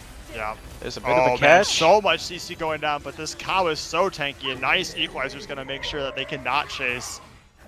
Oh, but Hook Get a bit of Reset's damage coming here. in. Mikro finds himself slammed into the wall. He's taking a ton, and down he goes. The Seraphine ult will find nothing. And that's going to be huge. Mikro going to respawn right when the Dragon does. So it's going to take him a while to get back into this fight. VOD. Yep. Meanwhile, Chai in the top lane embracing his Zen. This Kale's farming up 0-0-0, but 206 minions to its name. Yeah, Chai When Kale comes, she's gonna be mad. is basically just doing his own thing the entire game. Yeah. Nice, Zen top lane. Yeah. What do? I kill minions. I push waves. Hey, push I mean tower. that's exactly what we said they needed to do, right? Just farm it out. Don't lose hard early.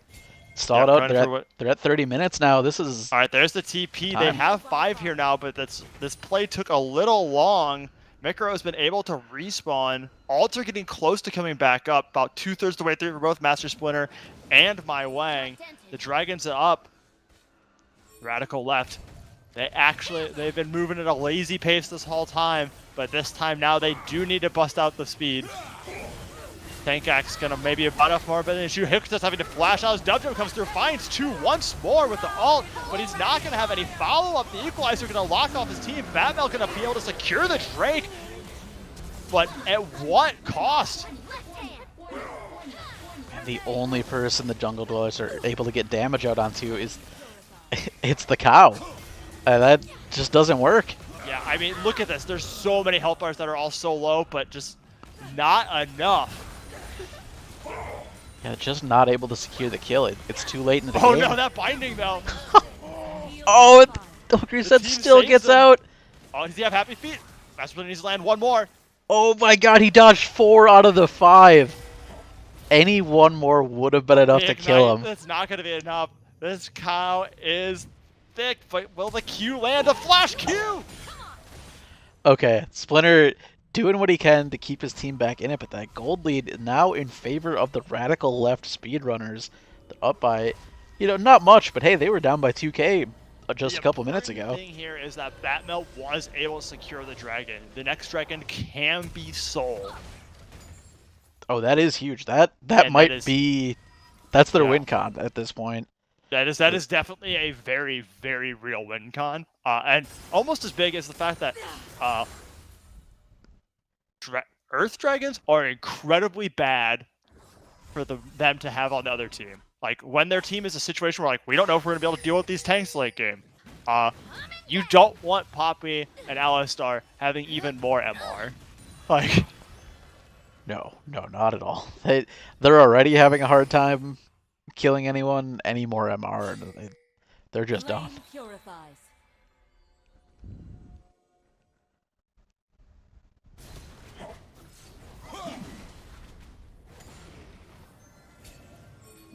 Potentially a little setup around the Baron. Both teams kind of collapsing. Not going for it, just getting vision. Zonias. Oh, Mikiro, no! We saw how good he was with the stopwatch earlier. That's a huge loss for him not to have that up. Yeah, we'll see how that affects him here on this next fight, if that's still down.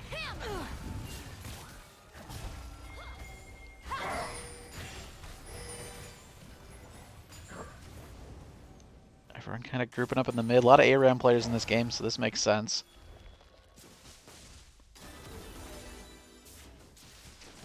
Spotlight's yours.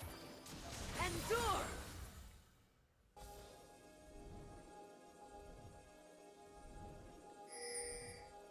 Oh, the ping's on the Baron. Here we go. Maybe just getting vision set up. Yeah, looks like everyone's gonna split. Chai gonna go secure that bot wave. Push Dub Drum back off of that. Hope it's not And dented. actually, the Jungle Dwellers getting set up around the Baron. Oh, they're going for it. They're on it. They just The don't pings go have out. that much damage on it, This though. Baron does not go down very quickly, though. No, Batmel the only one really gonna put out consistent damage on this. And the speedrunners Yeah, know. the Seraphine will actually put out some pretty consistent damage with Q2, like with double Qs, but it's... Yeah, it is not a quick Baron as you see there. No, they're off. No one else on that team, like, no one on that team is, like, besides the Seraphine, is, like, a real consistent source of damage. I guess, like, Morg with Leander's a little bit, but... Much more about the burst on those Yeah. teams. The burst and the poke. Yeah, absolutely. Yeah, Yeah. it's hard to take that, you know, too quickly without an AD carry. Yeah, if you don't have an AD carry, you need something like... you gotta have, like, one of those, like, AP champs that, like, really, really do damage to take a Baron quick. Yeah. Or you just need, like, one of those, like, melee carries that have high DPS. Right, Pantheon, Like, you if know, you have, like, a does a lot of Yasuo or damage, but something. yeah, Pantheon's still more of a kind of a burst character. Yup. Alright, Dragon in 45 seconds, though. This right here could be a make or break moment. Yeah, the soul could be absolutely massive. Yeah, something I want to point out here is that Natonian now, Chai is now level 16. He is fully ascended Kale. Has 2 items complete. Actually should be an absolute terror in these fights now. Yeah, oh man, yeah, I can't wait to see him just absolutely like- shred someone. Yeah, this is gonna be the hard part now. Like, there's 2 tanks, they have a really beefy front line, and 2 very, very high damage carries. And Tristan, oh my goodness, Hookerset's gonna go for the flash engage, gonna look to see if he can find anything, but will not. Atmel gonna find it, gonna jump on the stake. The Equalizer gonna fork this team here. Micro flashing in is gonna have a beautiful 4-man ult, but he's gonna get pushed up before the Zonians can come through, but a lot of TC coming out for the rest of the team. Meanwhile, though, Chai doing so much damage. Batmel gonna say no to that, though. Flashes in to get the shutdown on it. Master Splinter going unstoppable in the meantime, but he's gonna find himself in a very, very dangerous place. He has to flash out the safety, and their team finds himself lost. It's not looking good for the Jungle Dwellers. I saw good plays from Dub Drum, from Batmel, from Mikiro there, and it still wasn't enough. That was a 4-man Muffle. Yeah. Imagine hitting the huge Morgana ult, Batmel taking out Chai on the Kale, Yeah. and still losing. I'm not sure what they need to do here at this point. Yeah, I mean that is really rough for them. As getting Mountain Soul was a very good way for them to set themselves into the end of the game. And now that we see that this gold lead is still is now barely in the favor of the Radical Left, their comp just scales so much better. They have to get a pretty major outplay at this point. Yeah, it's really coming back to win to this game. exactly what we were talking about after the draft. You know, we were talking about how this could happen once they get past 30 minutes. They just can't kill anyone.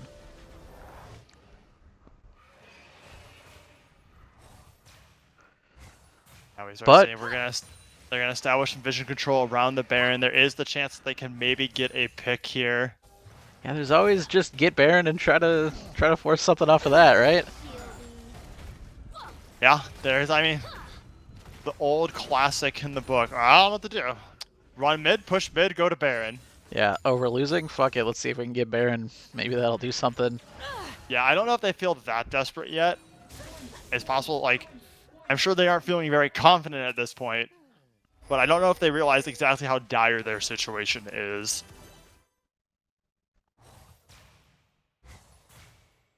And once again, we're back to circling around the Baron. A lot of vision set up for the Jungle Dwellers. This is kind of good for them. The Radical left a little scared to push out into that river. Oh, pings just up and down the river from both teams. Hook resets rotating top, looking to catch Mikuro. Oh, good spell Nice shield. spell shield. Hook reset's going deep. Yeah, won't be able to find anything here, but now speedrunners have just destroyed all the vision that was so nicely set up here. Yeah, by the that Jungle Dwellers. It was just a short opening, but it's all they needed to just sweep through that river, replace all the wards with their own. Oh, yeah, neither of these teams looking too very confident about setting up any real pushes. Uh oh, Mikro gonna find himself in the river though. He does not have flash. Hook reset's coming through. Another spell shield though, gonna be nice here. Keep him safe. But oh, the spell shield still goes. Cal. Hook reset sends his ult right into that spell shield. Mega is good with those Morgana disengages. He's landed all the bindings. He's got the clutch spell shield at the right time. Yeah. He's able to do some pretty risky maneuvers and just kind of Well, walk it's like away. highest KP in the game, honestly. Like actually, just like low key, just like having a stellar game here. Oh, the Baron started up again, but we saw how slow it was last time. The Radical left is well aware the TP is coming through, and this Baron is moving at a glacial pace. Once Wang's again, health they bar have is to moving back far out. down. Yeah, Wang got shredded by it last time too. Just Seraphine not tanky enough. Yeah, I wasn't watching exactly super closely. I kind of wondered if he was missing, like he wasn't dodging the Baron spit. Like that, or just wasn't using W, because I don't know how he was taking so much, or he had actual aggro. But Trey getting a good chunk of damage on the Mikro here, just about 40% of his health. Maybe even almost 50, just slammed away. So now we see the recall's back. Yep, Speedrunner's gonna opt for a reset here. Yep. They don't have vision Important- of the Baron. They did. The Radical left no longer has a TP available. They did succeed in forcing that out with that Baron play. Oh, that's true. Yeah, meanwhile, the Jungle Dwellers have all three up still. So Yep. they do have the opportunity to just push all the lanes, set up for the TP to come in for the fight. But yeah, we're going to start seeing Dragon going to be coming up soon here. 39-20, just less than 30 seconds. As we'll see if the Dank Jungler is going to do their second attempt to try and secure a Mountain Soul. I don't think it could go too much worse than the last one. Mikuro with the catch, and just look at that. Poppy's health barely moved. Yeah, that's what they're going to have to start dealing with. That's the thing. It's particularly rough for Morgana because no pen at all, but like they are going to like just so little damage. Like look at that, Master Splinter landed 2 abilities on Tank Max and his health bar kind of tickling. That front line is just absolutely terrifying at this point, 40 minutes into the game. Yeah, they have so much poke, but like there's nothing the to damage poke is when- not sticking. There's Right. not much damage to stick is the thing. As we see this dragon going down very fast. Tree using the equalizer to kind of zone them out. Yeah. Yeah, some Dragon attempts to absolutely steal. melted. Heal by 5. Some nice damage coming out of Master Splinter. Managed to hit every single one of the ults that looked like onto Chai, but it was not enough. So yet another dragon. Jungle Dwellers kind of making some plays towards Baron. Maybe gonna try for a third time. Now they're spotted out by a ward, so they're not going to risk this. But they can at least establish some vision up here. No, they're putting damage out on the Baron. We're gonna They're gonna go attempt for it. number They- 3. I think they've realized they are getting desperate here. Yeah, they really can't afford to lose another dragon, so they got to make something happen. This Baron, Yeah. it's going down, but not very fast. Finally at half health. Oh, Papillon gonna send Malphite flying, but that actually is a shortcut to safety. Equalizer coming through, Seraphine coming through. Malphite also gonna find 2 on the back line, but these tanks from the Radical left are just unbelievably tanky. Kale gonna keep Extra Tree alive as he's shredding through the back line. Meanwhile, Shy's threading through the front line. Batmel, not enough this time. You and Dub were able to take Shy out last time, but this Kale has grown stronger, and we see a complete rout 4 for none. Very the Radical left. Very well played by Hook Resets there. I know previous fights he's kind of been diving deep, but this time opted to stay back, cover Chai. Batmill came in, tried to assassinate Chai like previous fights, but you know, Hook Resets was there to just keep her off him, and Chai just cleaned up, put out so much damage. Only secured 1 kill, but holy shit was he just pushing damage onto everybody there. And it is 5k gold lead for the Radical left. They pick up the Baron. 1 more dragon for Soul. I think we're gonna maybe start seeing the pace of this game accelerate quite a bit here. Yeah, they're really in the driver's seat now. They can start pushing in these towers. You know, we're 40 minutes in. All the outers are still. I mean, you saw the Kale Intrastada will just melt towers.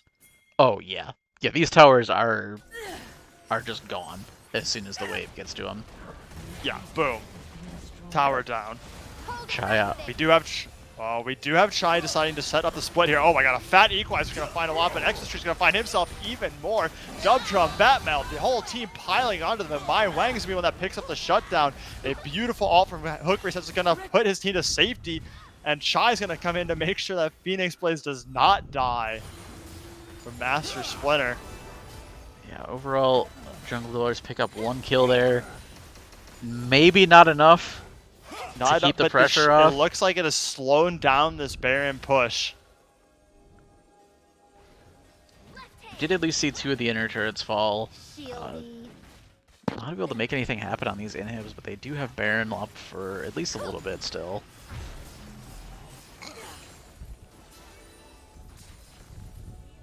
Yeah, still a little bit of time on Baron. 20 seconds till the Exodus tree spawns.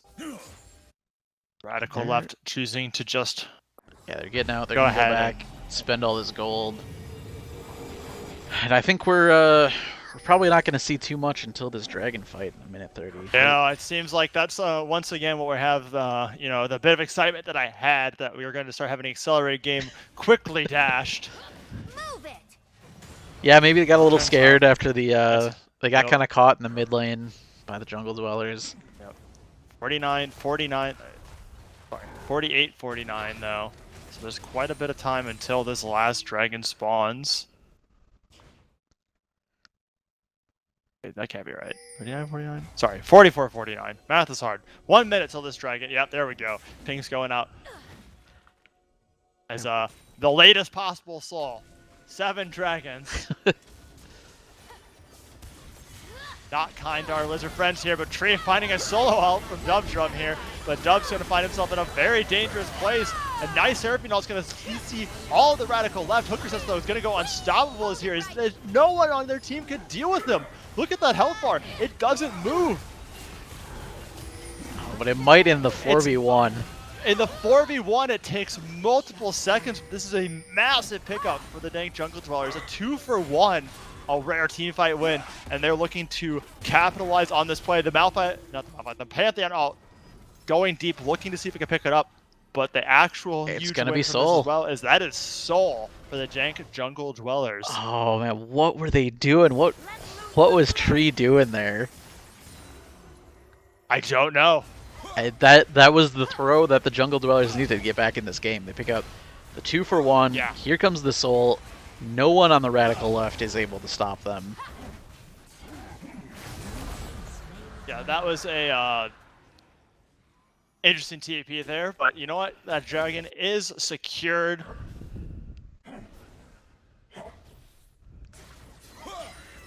And yeah, now... good point in the Twitch chat. They probably should have sent most of the team for the base, try and maybe push up to that inhib turret. Just send one. Yeah, they definitely could have some building damage here, because at this point, like, what's crazier is that they still have all of their tier 2s on the Radical left. Yeah, very, very slow tower game.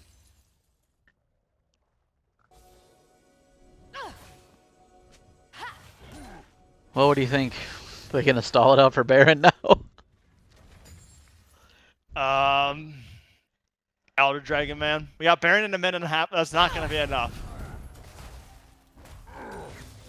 That's we true. need 8 dragons. Oh, The man. 8th dragon will reign supreme, but maybe not, as Hooker says, flirting with danger. Same with Chai. That's a very close place to be with a lot of CC. I could not believe Dubdrum did not pull the trigger on that.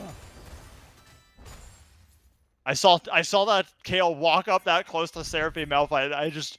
I thought we were going to see her get dusted. Yeah. And I feel like I'm back in season 2. We're gonna be pushing 50 minutes before this one's over. Can we get an hour? Remember the good old days when every game went an hour? That was some weird times, man. Yeah, I hated that shit. Darethal flying out. Not going to find too much here, but he's going to find a Malphite all straight to his face instead. That's going to push him back now as we see Dubdrum taking a lot of damage. A lot of CC coming through though. The Seraphine ult finding quite a few as Xmas safely flashing out. Mikro being the first to go down. Dubdrum the second, and it is not looking good for our Dank Jungle Dwellers. Everything that they had going for them is falling apart as Batmel's going down. Tankax is going to get a little too greedy. They'll get a steak dinner on the way out. It's Master Splinter 6-0-7 now. These fights are insane, you know. It looks like the Jungle Dwellers are getting something going. Radical Left kind of backs out, then they get the re-engage, but then they lose people. These fights are just back and forth. They are all over the place. But you know what? Somehow after that fight, we see the Dank Jungle Dwellers being the ones to push into base. But you know, the strange world we live in. Yeah, they're down on players, but still trying to get something going. Down on players, but not on confidence. Here comes Hook. Man, Hook Reset's he just loves chasing people on Poppy. And you know, when you're that tanky, why not? What are they gonna do to you? Dude, holy oh man, Twitch chat here proving the Phantasm. This is goats. This is Overwatch goats. Oh my god. Two Oh teams just no. Oh, no wonder I hate it. No. 10 people enter the Thunderdome, exist the Thunderdome for a minute. Only 4 people die and everyone else walks away. Oh my god, that's true. You even have Poppy, the one with the hammer, just chasing people down. It is yeah, just dude, Overwatch. that's Reinhardt. Holy shit. Now the Radical Left on Baron, wow, they are... Compare this to the 3 times the Jungle Dwellers have tried it. They absolutely destroy the Baron. Destroyed it. Look at that damage. You know how fast they can just motor through some stuff here? And he's gone. The Jungle Dwellers look away for a minute and just immediately lose the Baron. Yeah, they show bot and they're like, oh cool, we can do Baron. Jungle Dwellers forgetting that the other team can do Baron 8 times faster than they can. Yeah, what are all these TPs for if not to stop that shit from happening? That's the thing. This team does like they're all up Radical too. Left. They could speedrun Baron so fast the TPs are gonna be late. They could have wards in that pit and that Baron would basically be dead on arrival. So only option remaining for the Jungle Dwellers is survive until that Elder Dragon. But can they do that against all these Baron minions? I don't know. Yeah, I think we're finally starting to see a siege. We do not have the Kale here yet. TD is available, but 50 minutes into the game, we are on an inhibitor turret for the first time. Yeah. Yeah, this is actually, yes, that's the all. That is, inhibitor turret has finally been scratched. Not even killed. Barely even damaged, but at least a minion hit it once. Yeah. Ping's going out on the Elder Dragon up in just under a minute. Health at the rate this game's going. It could. That turret's gonna, yeah. Yeah, call in the Heimerdinger to sit next to it and heal it back up. Dude, it heals on its own. It's like 1 HP a second, Yeah. 1.5 or 2 HP a second, but like, it's getting there. It'll heal up. We are actually Actually waiting out insane. until Elder. My god. Elder in 1 minute. Unless they go in right here. Ooh, big ult. Resets knocks 2 away. It's not going to matter. Rumble out, gonna zone here, make room for the team, and down goes an inhibitor turret. 50 minutes and 44 seconds, an inhibitor turret finally goes down. At least they go down quick at this point. Minions Minions actually chunked the other one on their team, and they're waiting in the bushes here. They're baiting. They know. Oh, here we go. This could be Micro finds it. Here we go. The Dank Jungle Dwellers entering their own jungle, but it is not safe. There's horrors in there. And oh my goodness, the Xmas tree going down, but Dubdrum finds nothing with the Malphite ult. This is going to be crucial as Chai's in the backline just shredding away. Phoenix Blaze is on the front line shredding away. Batmal goes down. That's a double kill for Chai.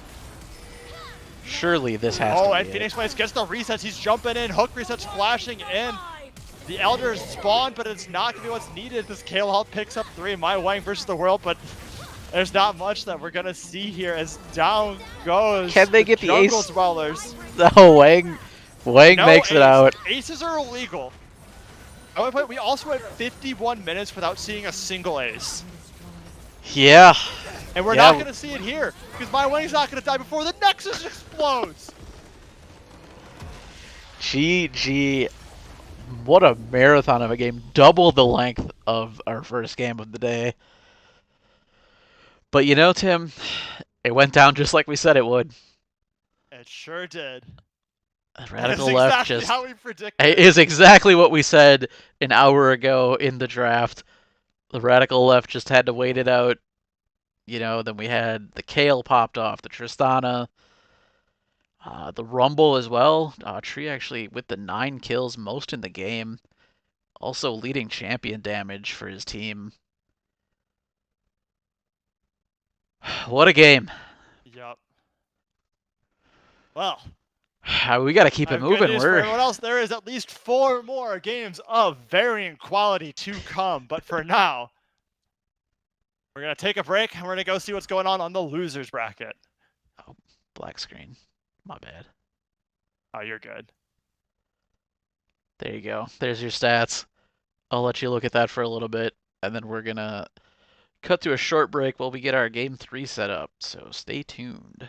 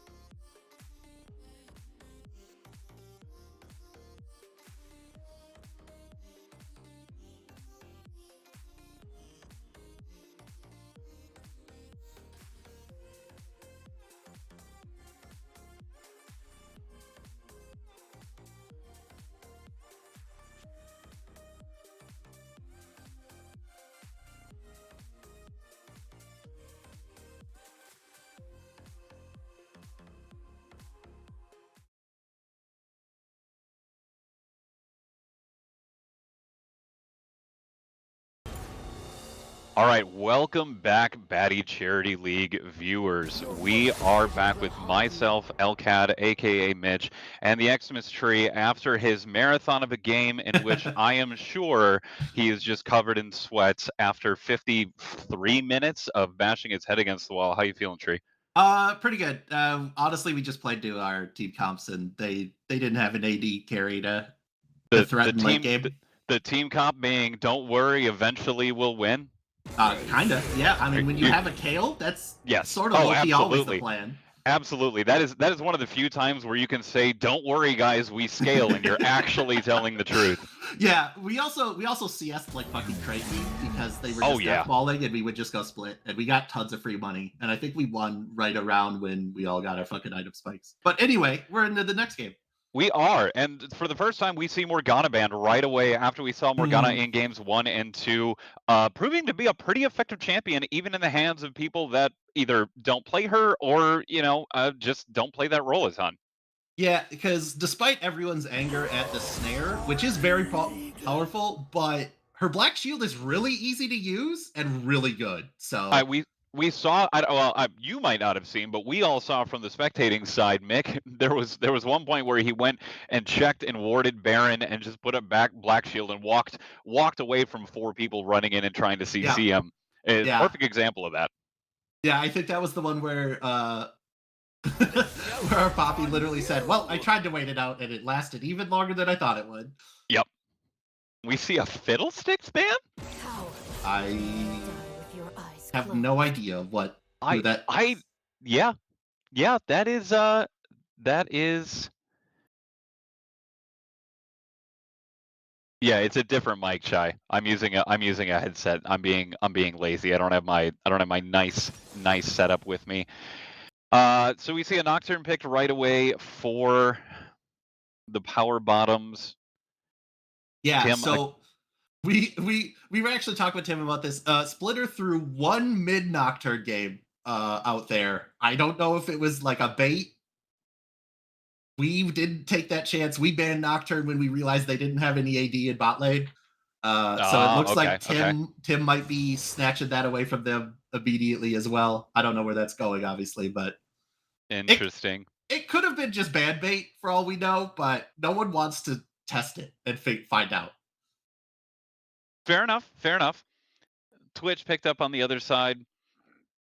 Pretty run of the mill. And Mel finally getting her Vi. I know she's put in quite a few games on the Vi in the jungle as far as trying to learn that role, hasn't she? Yeah, I know Vi is the one she's been going for most. And they actually got Twitch. I can't believe Mike has been posting his pop-off games on Twitch, and he's actually gonna get one. I thought that would be a ban for sure. Well, draft going pretty well for the Dark Dank Jungle or whatever the hell their name is. And then we see Trist on the opposite Gnar being hovered. Oh no, lies. Okay, well, the Gnar hover. Which does mean both of those we've only seen Dubdrum top lane from what we were scouting be Malphite or Gragas. So I have no idea what his third pick is if they lock this in. Oh, never mind. Okay. And the last second pivot to Blitzcrank. All right. And a pretty quick lock on the Zactor. You got to imagine that's going top. It could be support as well. Okay. The thing about Zac is he fills the same basic premise as Malphite of a big dumb tanky guy that could just no brain engage for you. Fair enough. So it could be support, it could be top.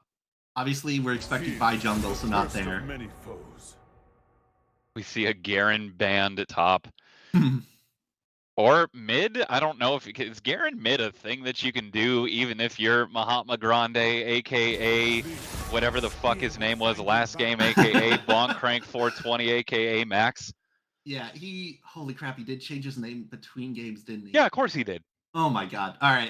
He's just trying to piss me off now. I mean, that's impossible to keep track of. honestly, in this specific tournament, if you are comfortable enough on something, you can play it anywhere, right? Like That's fair. If you don't think the other person in your lane also knows what they're doing, you can get away with a lot. Brave pants at home. And Want me Poppy to coming wait while through you is the go get last them? ban for what I gotta look up their fucking team name. I can't remember it. God damn it. Dank Jungle Dwellers. All right.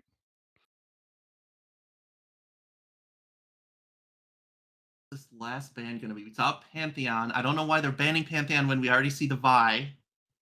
I don't think they know what to ban, and they're just throwing stuff out there. Yeah. This looks like they're kind of completely lost. The Fizz, interesting. Which is a mid ban against Spinner, I think. Yeah, I could see that. And we see the Lux picked up. You think that's a Splinter probably Lux? support. Or you think that's a support and then Zach Hop and Splinter's saving for the counter pick last? I think Splitter is last pick here. That's fair. Camille, yes, I love Camille.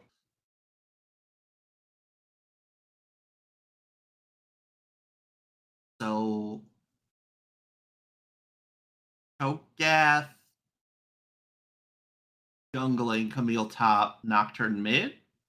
I guess mid. I can't tell right now. I don't know. I honestly don't know. Oh, yep. And then I the knew Rumble. He'd pick the Rumble. That's why I picked it early. Mid? Yeah, that's a Rumble mid from Splinter. All right. I mean, it looked fairly effective for you during the last game. Yeah, and that's why I picked it when I did there, rather than waiting for last pick to counter it, because I thought he was going to go for that Rumble. Yeah, that's fair. Hey, you know what they say? Equalizer is the great equalizer, right? If you don't get CC'd and die before you cast it in a fight, it's a pretty good ability. Please don't look too closely at some of those team fights from last game. You don't need to worry about it. Just assume I equalized every time. For the ones that I actually looked up from the Dismal Packer game and watched, you were hitting them. So in my mind, you were flawless. That's perfect. Don't worry about the 3 team fights I just died before I got my ult off. Those don't matter. All right, perfect. Won't think about it. All right, so let's talk about some of the weaknesses that we saw. Obviously, these are both of the losing teams from the first 2 games, and some of the weaknesses that we saw from Power Bottoms was it was actually a fairly close game on their part, and they just let the Vygar get completely out of control, and they let just everything kind of fall apart from there. And then they also let Joey, do his thing, but I don't think there was as much they could control there as it was just some poor control in the mid lane, awful CS from Boncrank, and then the Annie was irrelevant after like 13 minutes. So that was their biggest problem. Having just played the other team, what do you feel like they need to shore up coming into this game? So it's a Splinter team, so their goal is always death ball. They death ball around the map. Fair. If Thank Jungle Dwellers, unless are those opposite on stream? I don't know if I have those backwards or not. If Blue Side. No, they're right on stream. Okay, cool. If Blue Side here plays their split pushes really well, they should get the advantage here over them. Especially because looking at this team, like they want team fights so bad. Like with Twitch, Lux, Rumble, Zach, like they'll mop the board with this. Honestly, I don't like the Blitzcrank pick into this team. It's pretty scary. Maybe they were thinking, I don't know. Maybe they're feeling pretty spicy and feel like they can get the Twitch, no escape. It's Wang's obviously does some good stuff on the Twitch, but it's not his most favorite or his most experienced role. Maybe they feel like they get some cheeky bullshit with him in the laning phase. Yeah, we're gonna see. Here's the real question: how many times is Wang going to get a kill because people just don't think about Twitch being invisible? At least 4. 4. At least 4. Look, the last game they played in, it lasted 53 minutes. There was no fucking reason that the game should have lasted the amount of time that it did. And even so, the game still wasn't over until Chai finally put on his big boy pants and decided I am the Kale that I was born to be and went and did what he was supposed to do. Now with an actual ADC, they actually have a more standardized team comp. I think that maybe they had some good looking elements, some good moments early on in that game, and I just don't think they could convert on anything because they had no real singular stable source of damage. But I do think Wang can be that here. Yeah, I guess the real question comes about the Twitch thing is how many times is that going to happen and Twitch just gets a kill because they forget about stealth versus how many times is Nocturne going to get a kill because it's Nocturne and you stepped out of position. How dare you? True. But like I said, I'm expecting split pushing to be the way to get through Splinter's team, power bottoms. Well, I guess we will have to wait and see, but we will not have to wait very long as we are loading up here. I'm liking a lot of these skins. Yeah. I love the that ghost sheet Nocturne thing is pretty sick.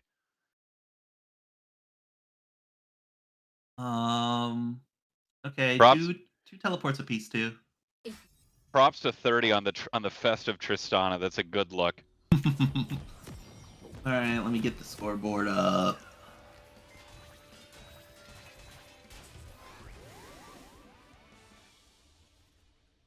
Chat for the shit talk if there is any. I will leave that to you. Well, good news, I'm not even streaming. That's for me. All right, so we have, we do have 2 TPs apiece here. So, what are you at for time?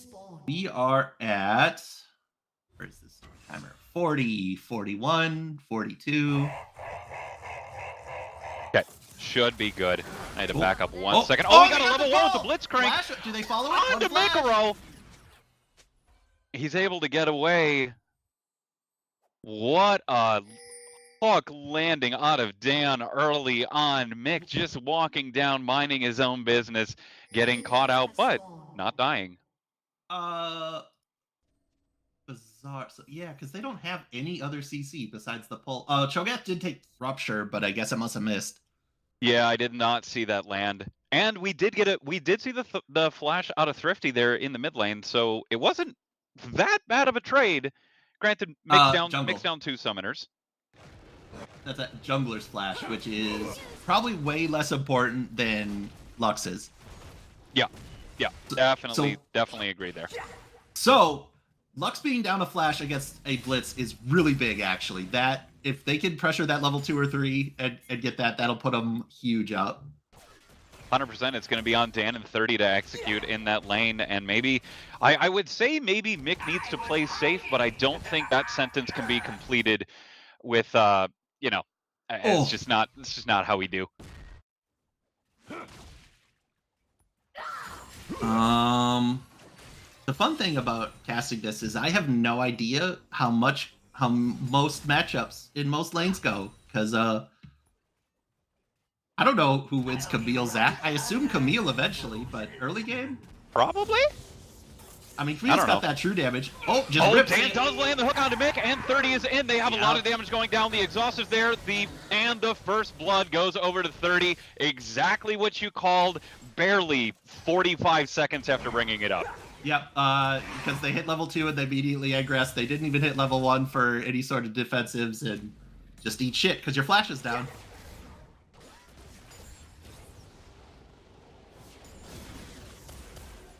Explosive face melter.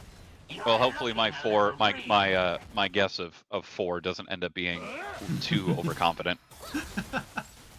We'll see. Oh, and Wang gets hooked by Dan, flashing the mastery symbol, but not going to do a whole lot. Although there's quite a bit of damage going back onto 30 from Dan.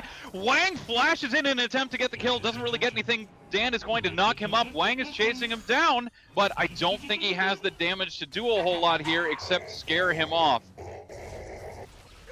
Wow. That was an aggressive flash out of the Twitch from Wang there. Yeah, that felt like a really confident turn. It did. Just be like, you know what? They've blown everything. There's nothing they can do to me. I'm going back in. You know what? It's the mental game. Wang, if nothing else, is known for his mental warfare, and he is ready to look them in the face and say, you know what? You may have killed my support, but I, quite frankly, don't give a shit. We'll see how that works out for him.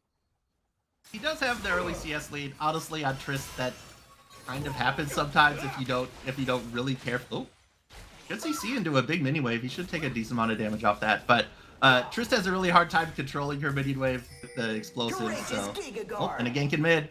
Ooh, gank coming towards Splinter. He's able to just walk away.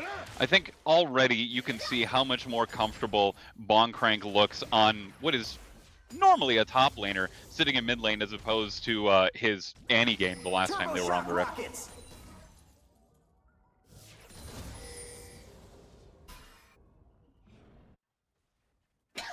I'm like too invested on seeing if I could learn anything about Rumble from West right now, I'll be honest. I'm like too concerned about. All right, about what is he doing here? It's 4 minutes and 53 seconds. We do see both jugglers up top. Looks like they're just taking a reset. Nothing's gonna happen. You have Dragon coming up soon. I expect to see a team go for an early one here. Obviously not immediately, but I expect within the next minute or two we should be seeing some Dragon pressure at least. We do see a little bit more river control. Splinter was able to roam down and get a couple. I think he was able to get that one closer to the left side of the Dragon Pit from DJD. They've got a little more upper river control. Power bottoms have a little more bottom, but it doesn't really look like either of them are in the best position to take advantage of anything there yet. Wang's still just not giving a flying fuck about this Blitzcrank. It's great. Yeah, well, that's the thing about Blitzhook is you are your hook, right? And if it's down, you can do almost whatever you want around Blitzcrank. And Wang is actually taking advantage of that and pressuring him when he misses that hook. And he just needs those fancy feet. Oh, just he hooks the minion. That was... Oh, Thrifty is in bottom here. Ooh. They don't only level see him 5. yet. If Mel's he was also level making 6... Mel's also making her way down on the Vi though. Spending a lot of time down here for this. He's spending so much time. They missed the hook. Yeah. I don't think they can do anything with missing that hook. Thrifty shows himself he's just going to walk up. That's really rough from power bottoms with an early jungler like Nocturne really wanting to take advantage of a lane that you thought you were winning and basically just sitting there for 38 seconds and doing nothing. Yeah, and stuff like that is why you see... Oh, and he's just going to burn him a bit. That's why you see Nocturne so often just power farm to 6. And then gank once he has his ult. But he tried to get something early and it just didn't work out. Ended up wasting his time.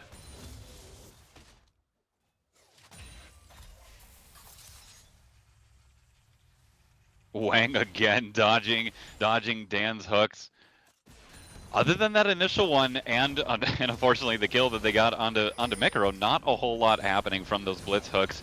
Splinter also showing his expertise in dodging those. Batmel's coming in on Bonkrank, who's just going to walk away. Yeah, does get his flash, so as long as they, return something. Mel did have to trade her flash for it. But again, jungler's flash, unless you're looking for a gank, is... Ooh, and never mind, because there's this huge fight bottom. That's a bit of damage onto Wang. He's going to get the knockup, but that's a lot of damage back onto Dan, who's just going to be walking away, maybe trying to find an angle that he can hit a hook from. And he gets one out of Mikaro, who has the bind onto him. Mick's going to have to flash, but not much more is happening. Meanwhile, Dub Drum and Splinter are in the middle pressuring Bonkrank, but again, not too much going to come of that. Just a lot of close trades back and forth. Meanwhile, though, power bottoms are up. 25 CS in the top lane. Thrifty is up 12 CS over Mel, and there are an 11 CS for Bonkrank in the mid lane. Yeah, once Tuesday gets farmed, I'm expecting this Camille to be such a problem. Oh, 100%. Oh, he gets and there's the ult from Tim. Keep it together. Oh, and the flash. And he burned the flash. This is a little awkward. Okay. He got there. He got there. I was worried they were gonna die just trying to kill his blobs. Yeah. I'm not. Yeah, Camille perfectly slingshotted into him as he was trying to dodge away and interrupted that. It was kind of fun to see the Zac just like bounce up and down at the corner of that Camille hex and just not be able to do anything about it. Tuesday getting some really good damage on this tower as well. That's a lot of plate gold going into Tuesday, who, like you said, although he's sitting at just 1 assist, he's up 36 CS. Dubdrum has already lost a decent amount of wave to this tower, and he's up a level. He's up over 30 CS. This is 3 plates. This is really rough for the Zac sitting in top lane. However, they do answer with the dragon. Yep. Yeah, Zac getting bullied, but at least because of that, they are going to get that bottom. But it's 1,300 gold difference in top lane at this point. Yeah.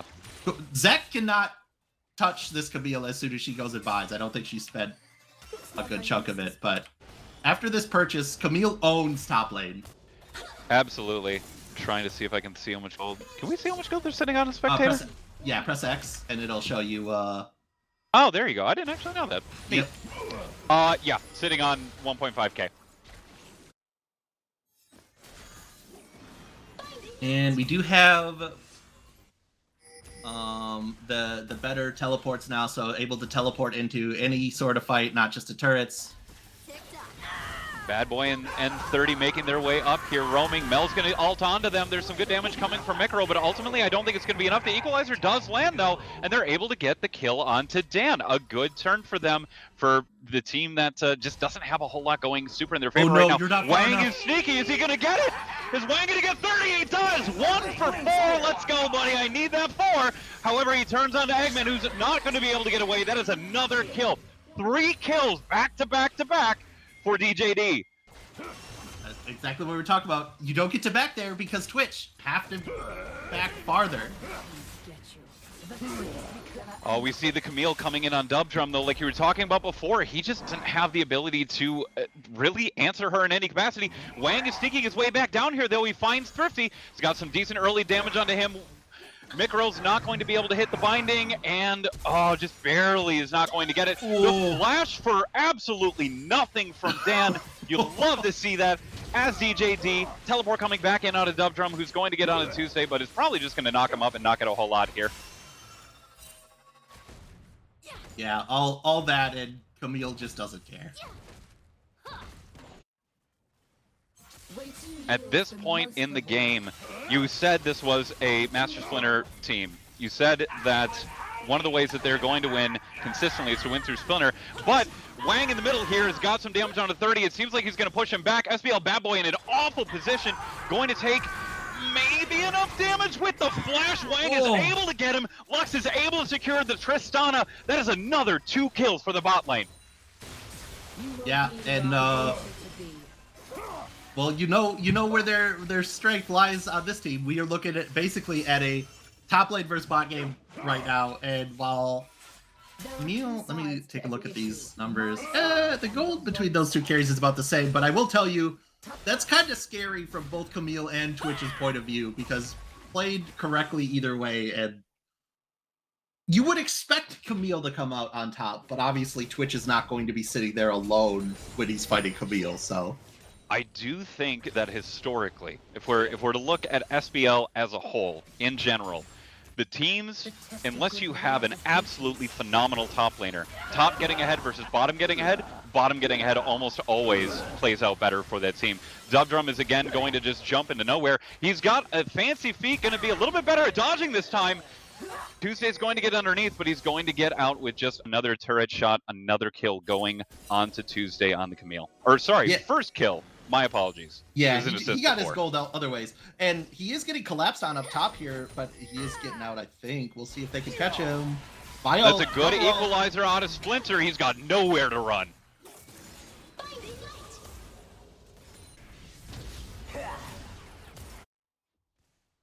Correct me if I'm wrong, but after the first 2, I'm pretty sure Dan has not hit... Oh no, he has hit 1 other hook since the first 2 of this game onto Mick in the bush, but it didn't result in anything. I think he has missed every single other one.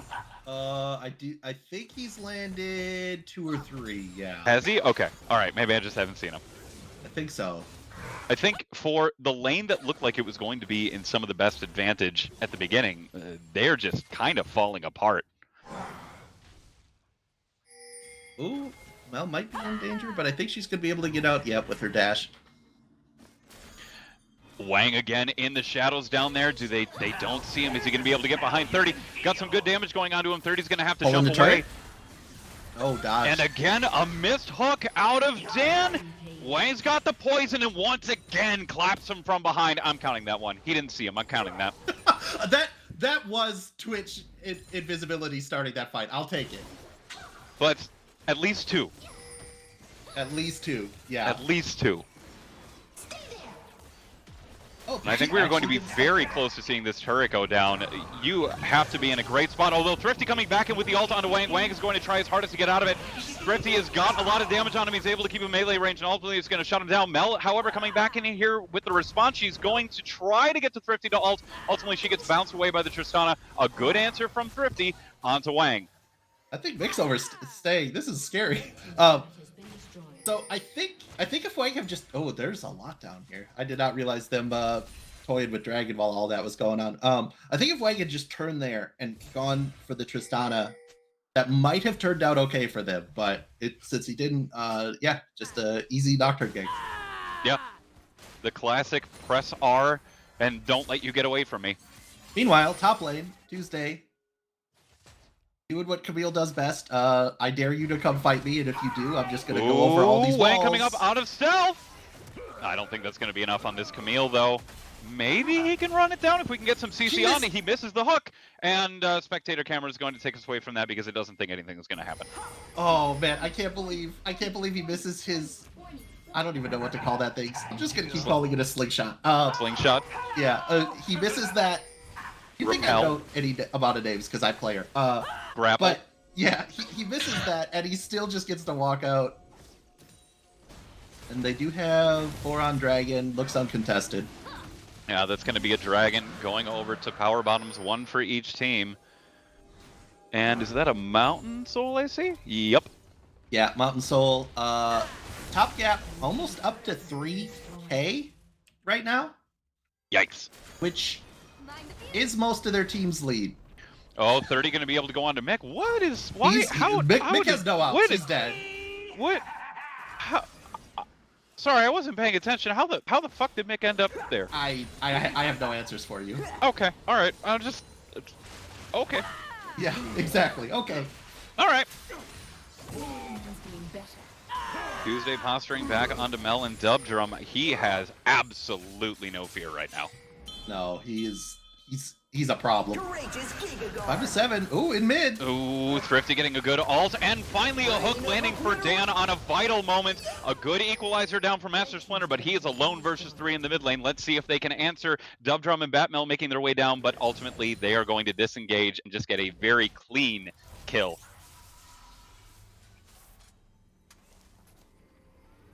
I think the Nocturne is working out better for Tim than it was in the previous game. Just being able to press R and all but guarantee a kill at these early stages of the game.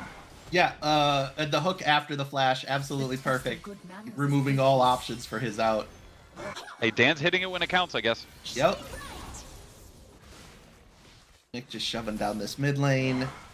Since we don't have any dragon, one of them... Did I miss Rift dying? Did that already get used? Am I that blind? I don't... Did we see Rift's Herald? I mean, it's dead, so... Yeah, Alright. Mel has Rift. Okay, alright, thank you. There it is. I was looking at the wrong place. Yep. Perfect. I honestly missed that she even got that. That's on me. Yeah, they got it at some point when we weren't looking, when something else was popping off. Sitting on her trinket slot. I was looking in the wrong place for it, which is why I couldn't find it. Alright, so they do have Rift to throw out. It is about halfway down, so they'll have to make that call within like the next minute or so. Yeah, relatively soon. Sitting at just over a 4K gold lead for power bottoms, but I don't think the game is anywhere close to out of control or unwinnable for either side. This is still the Baddy League. This is still North America, which means that anything can happen at any given point in time. Let's be honest. Especially when you have a 4-1 and 2 Twitch. Don't bring NA into this. We'd be bad at any continent. Right, but we play in NA, so we have to play like NA players. That's how it works. True. All right.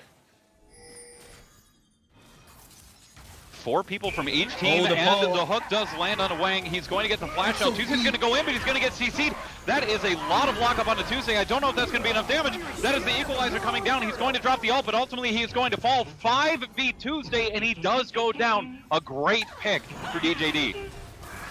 Yeah, and so another hook landing on a Wang, though. He is stuck in a rock and a hard place with Thrifty Senpai. He's able to bring him down. 30 bringing the extra damage. The ult going on to Mick, and he is just going to fall. Unfortunate turn of events right after such a good pick for their team.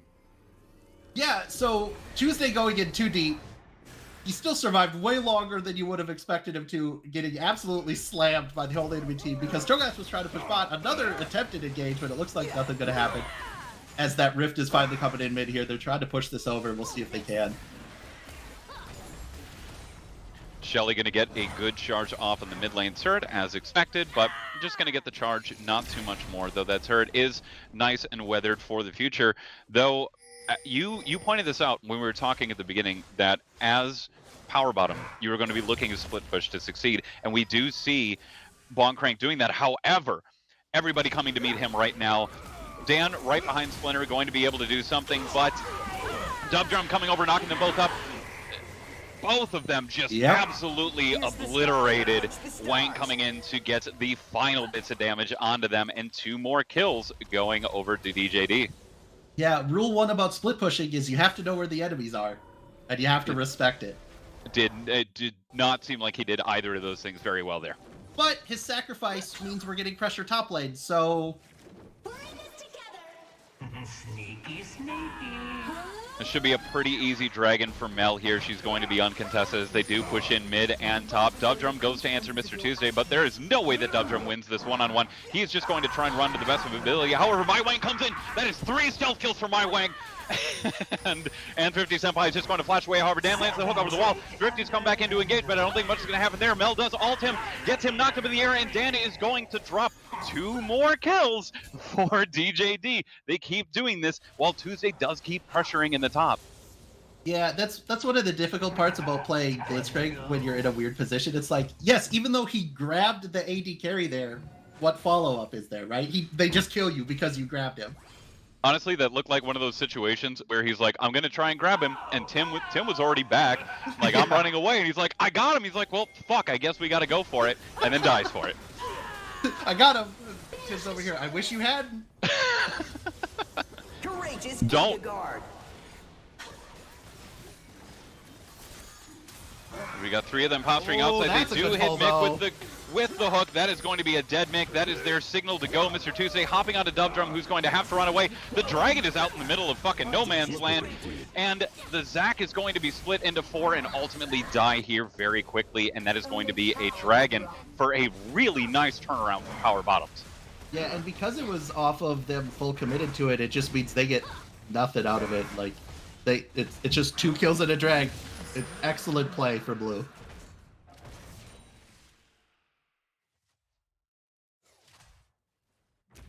They got a 5k gold lead now, or not quite 5, close. Yeah, just under 5k. And how much of that is in the top lane? 3.2. That's a lot. It's a lot. That's a lot. Like a lot. It's a huge Camille. And she's 1 and 2. Like, you wouldn't think it would be that much money over it. Surprisingly, with the CS and I believe some shutdown gold, Tristana's actually up in gold over the 6-2 and 4 Twitch. Ult for Mick ultimately isn't going to do anything.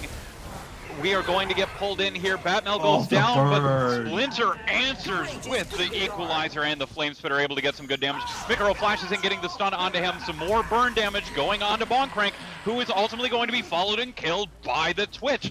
You called this early. Wang has already been flexing on one of the characters that he can play in this role, and they gave it to him, and you can see what the fuck happens when you do that. Camille going in, trying to get something, but Dubdrum is going to be able to turn around and get the knock up onto her. She has a lot of damage onto her. She's just going to walk away, and I think Dubdrum is going to make it out of this just fine. They're going to turn, and I believe they're going to be able to kill the turret here with some ease. Yeah, and that's bonus gold for them. Sneaky, sneaky. Yeah, and with that objective bounty, that's going to fall off. So they're back to a more reasonable 3.5K difference. Hey, that's nearly a 1,500 gold difference in a minute and 40 seconds, minute 50 seconds. I mean, that's a whole Tuesday's diff.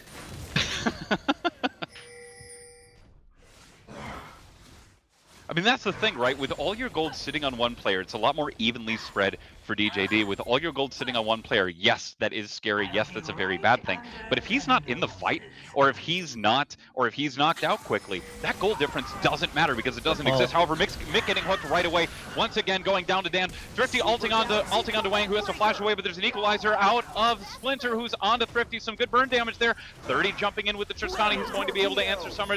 Thrifty chasing after him. The hook is going to miss, but Mel's going to be able to go in and ult in onto Thrifty, who's ultimately going to go down here. Dubdrum getting some good disruption onto Dan, who is going to die to the Flame Spitter, and a 2-for-1. Mick giving his life so that the rest of his team can turn around and avenge him and make their way towards Baron. And this is what, so despite what they're getting right now, this is what Camille wants. Camille wants to be split pushing and them to not be fighting, but the problem is they picked Camille and Blitzcrank. And Blitzcrank is in there like, I have to pull though. What else am I going to do? Ooh, Tuesday gets hit with the binding, and Mick isn't even going to be able to get back to the tower. He is stuck in there with them, but the Baron is going down as the Cho'Gath's going to be able to eat it. They do steal it! Oh No my god, way. the chomp from Bonkcrank gets the big bad Void Worm. Tuesday, you're taking that? Hello? Okay, he's still got the turret. That kind of split push, he was already okay with giving Baron to get that tier 3. Them stealing Baron makes that play insane. Stealing Baron and getting the 200 gold shutdown on Wang.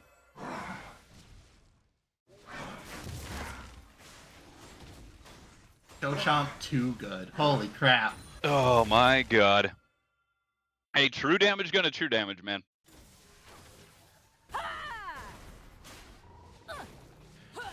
Oh, I have a feeling this game's not ending in the next 10 minutes. yeah, probably not.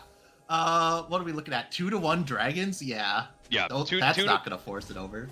2-1 dragons, 5k gold. Mick gets pulled. Nothing new here. He's gonna get blown up. He almost gets the ult off onto Thrifty Senpai. Mel's going back in with the ult onto Dan, but she is going to have to get the hell out of there as the TP comes in from Tuesday. He's got some good damage going on. The equalizer is going to answer.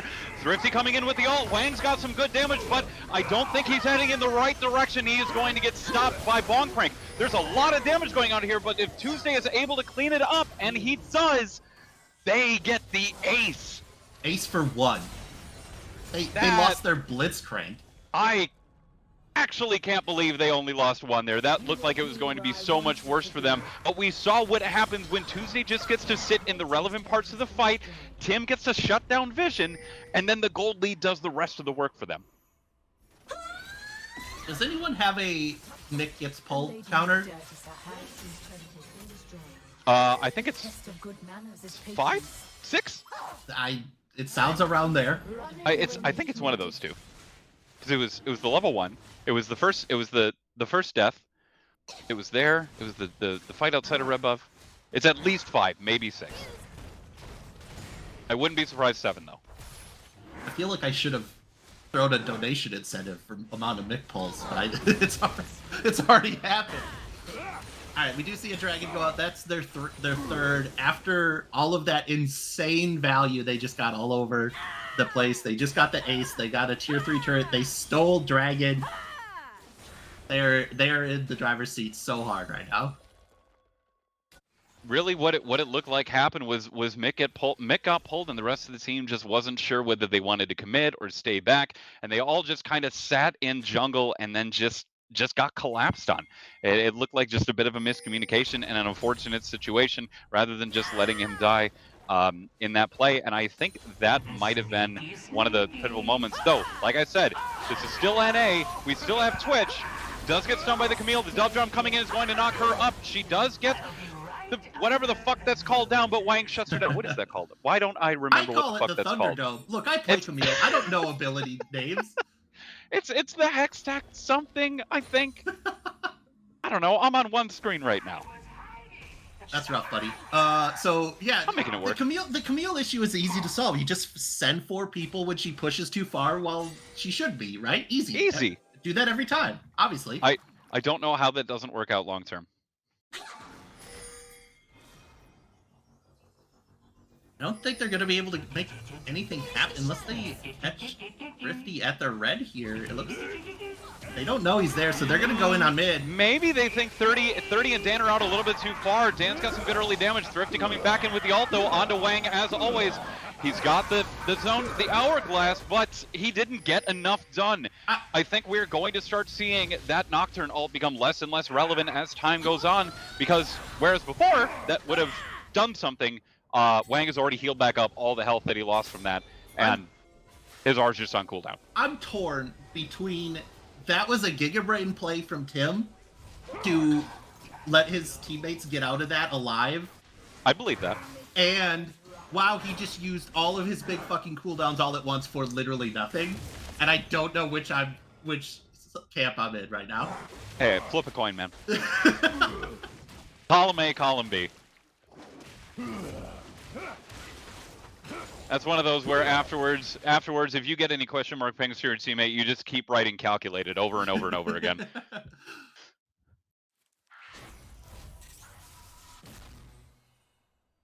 I think the thing that we are seeing is Power Bottom, while not a lot is happening right now, they are still just existing in DJD's jungle. They don't have that much space to work on. If you look at the bottom, if you look at the minimap in the bottom right, there is basically no vision from DJD. They have one in the Baron Pit, they have one towards Gromp, but other than that, they have really barely any vision on their side, and certainly no vision on Power Bottom's side of the map. Dove Drum launches himself in and isn't going to hit anything. They're just going to keep poking, keep disengaging, and keep waiting until they can gear up for a Baron fight, or until Tuesday just feels like blowing up 2 people for no reason. We'll see. We do have Camille on the side here looking to, deciding on split push while the rest of them go in. That is a sneaky one from Wayne. Please die to the dot. I'm going to count this. I'm going to count this if he gets it. Fuck you, Mel. Get it. Wayne, I need the 4th. All right. We count that. That's 4. That's 4. That's 4. How dare you steal that? So invested. Oh my god. I just wanted my prediction to come true. Thrifty is in the area. He's going to run into Mick immediately. I don't know that he's going to be able to get in here at all. I don't think he's doing a whole lot. His ult is up, which is important if they're going to attempt to interface with them trying to take the Baron here. Camille is in the base, though, meanwhile. They're stuck on Baron doing something. Thrifty is just making them blind. Camille is literally taking Nexus turrets right now. They're just trying to stop the backs, and he did delay him a lot. Mel does end up with that Baron, and is Tuesday just going to end the game? No, I don't think he's going to be able to do it here. I think they can stop him! Oh my god! Get the super! Oh, that was so close. That was so good to stop those backs.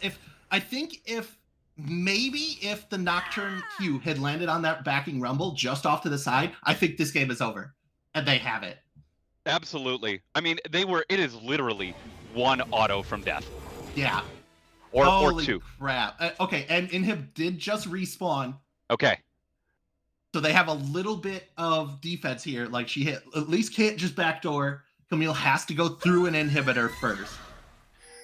So they do have some breathing room, but the other thing that they need to worry about now is the Soul here. His Soul here.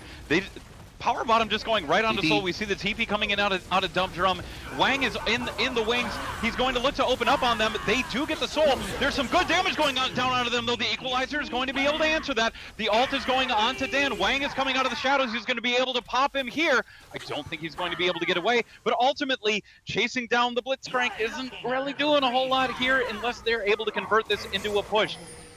Tim in the middle meeting up with Master Splinter. He's chasing him off of the middle, but the Camille still unchecked. 30 still unchecked.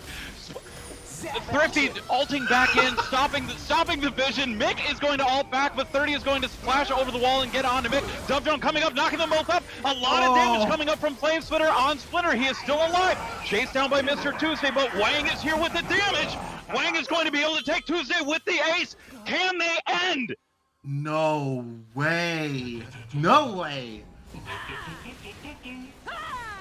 I cannot believe this game. And they're going to get objective bounty after an ace.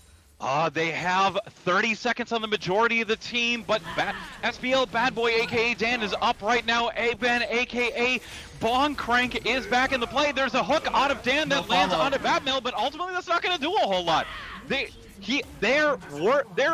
two most least impactful, their two most least impactful, yes, members of the team are the only ones that are alive, but that's going to be enough to get them off of the Nexus. But we still have a game on our hands. The gold difference is non-existent. They do have Soul, but now we have to start worrying about Elder Drake coming up. This got real spicy all of a sudden. The gold is even. What did I tell you? We're in NA, and this is the SBL. I can't Nothing believe is this. certain. Oh my god. Nothing is certain. You have death, taxes, North American fiestas. Those are the only three things in life that you can be sure of. Holy crap. Okay, so we got a real game on our hands. We do have Soul. So, with both teams now being almost dead even on gold, Elder is probably the win con. Like, you know what? I don't even know that that's true. no? How are you expecting it to end? I'm expecting, you know what, I could see a situation where like 3 members of one of the team gets Elder, and then suddenly somebody from the other team just like 1v2s 2 of them for no good reason, and then the game just goes on for another 15 minutes, because, you know, why not? So, we got Elder in 3.5 minutes, Baron in 2.5. Oh. This is a weird setup. I'd be sweating. Wang coming out of stealth. Tuesday's going to see him. Tuesday's going to hookshot onto him. There's a lot of damage onto Wang, and Wang might go down here, which would be very bad. He's got the GA. He's going to be resurrected. The Equalizer coming up from Splinter's got a lot of damage going across the rest of the team. Thrifty Senpai going to drop down. Tuesday, importantly, dropping down here. Too much damage coming back onto him. And Bong Crank going down to Master Splinter as well. They commit too much to shut down the shifty Poison Rat, and I think that's going to cost them. If they push immediately down mid, they have a chance at winning. It's 40 seconds. It's possible. Oh man. It would be close either way though. Splinter might be able to find. Oh, he just barely gets the recall out.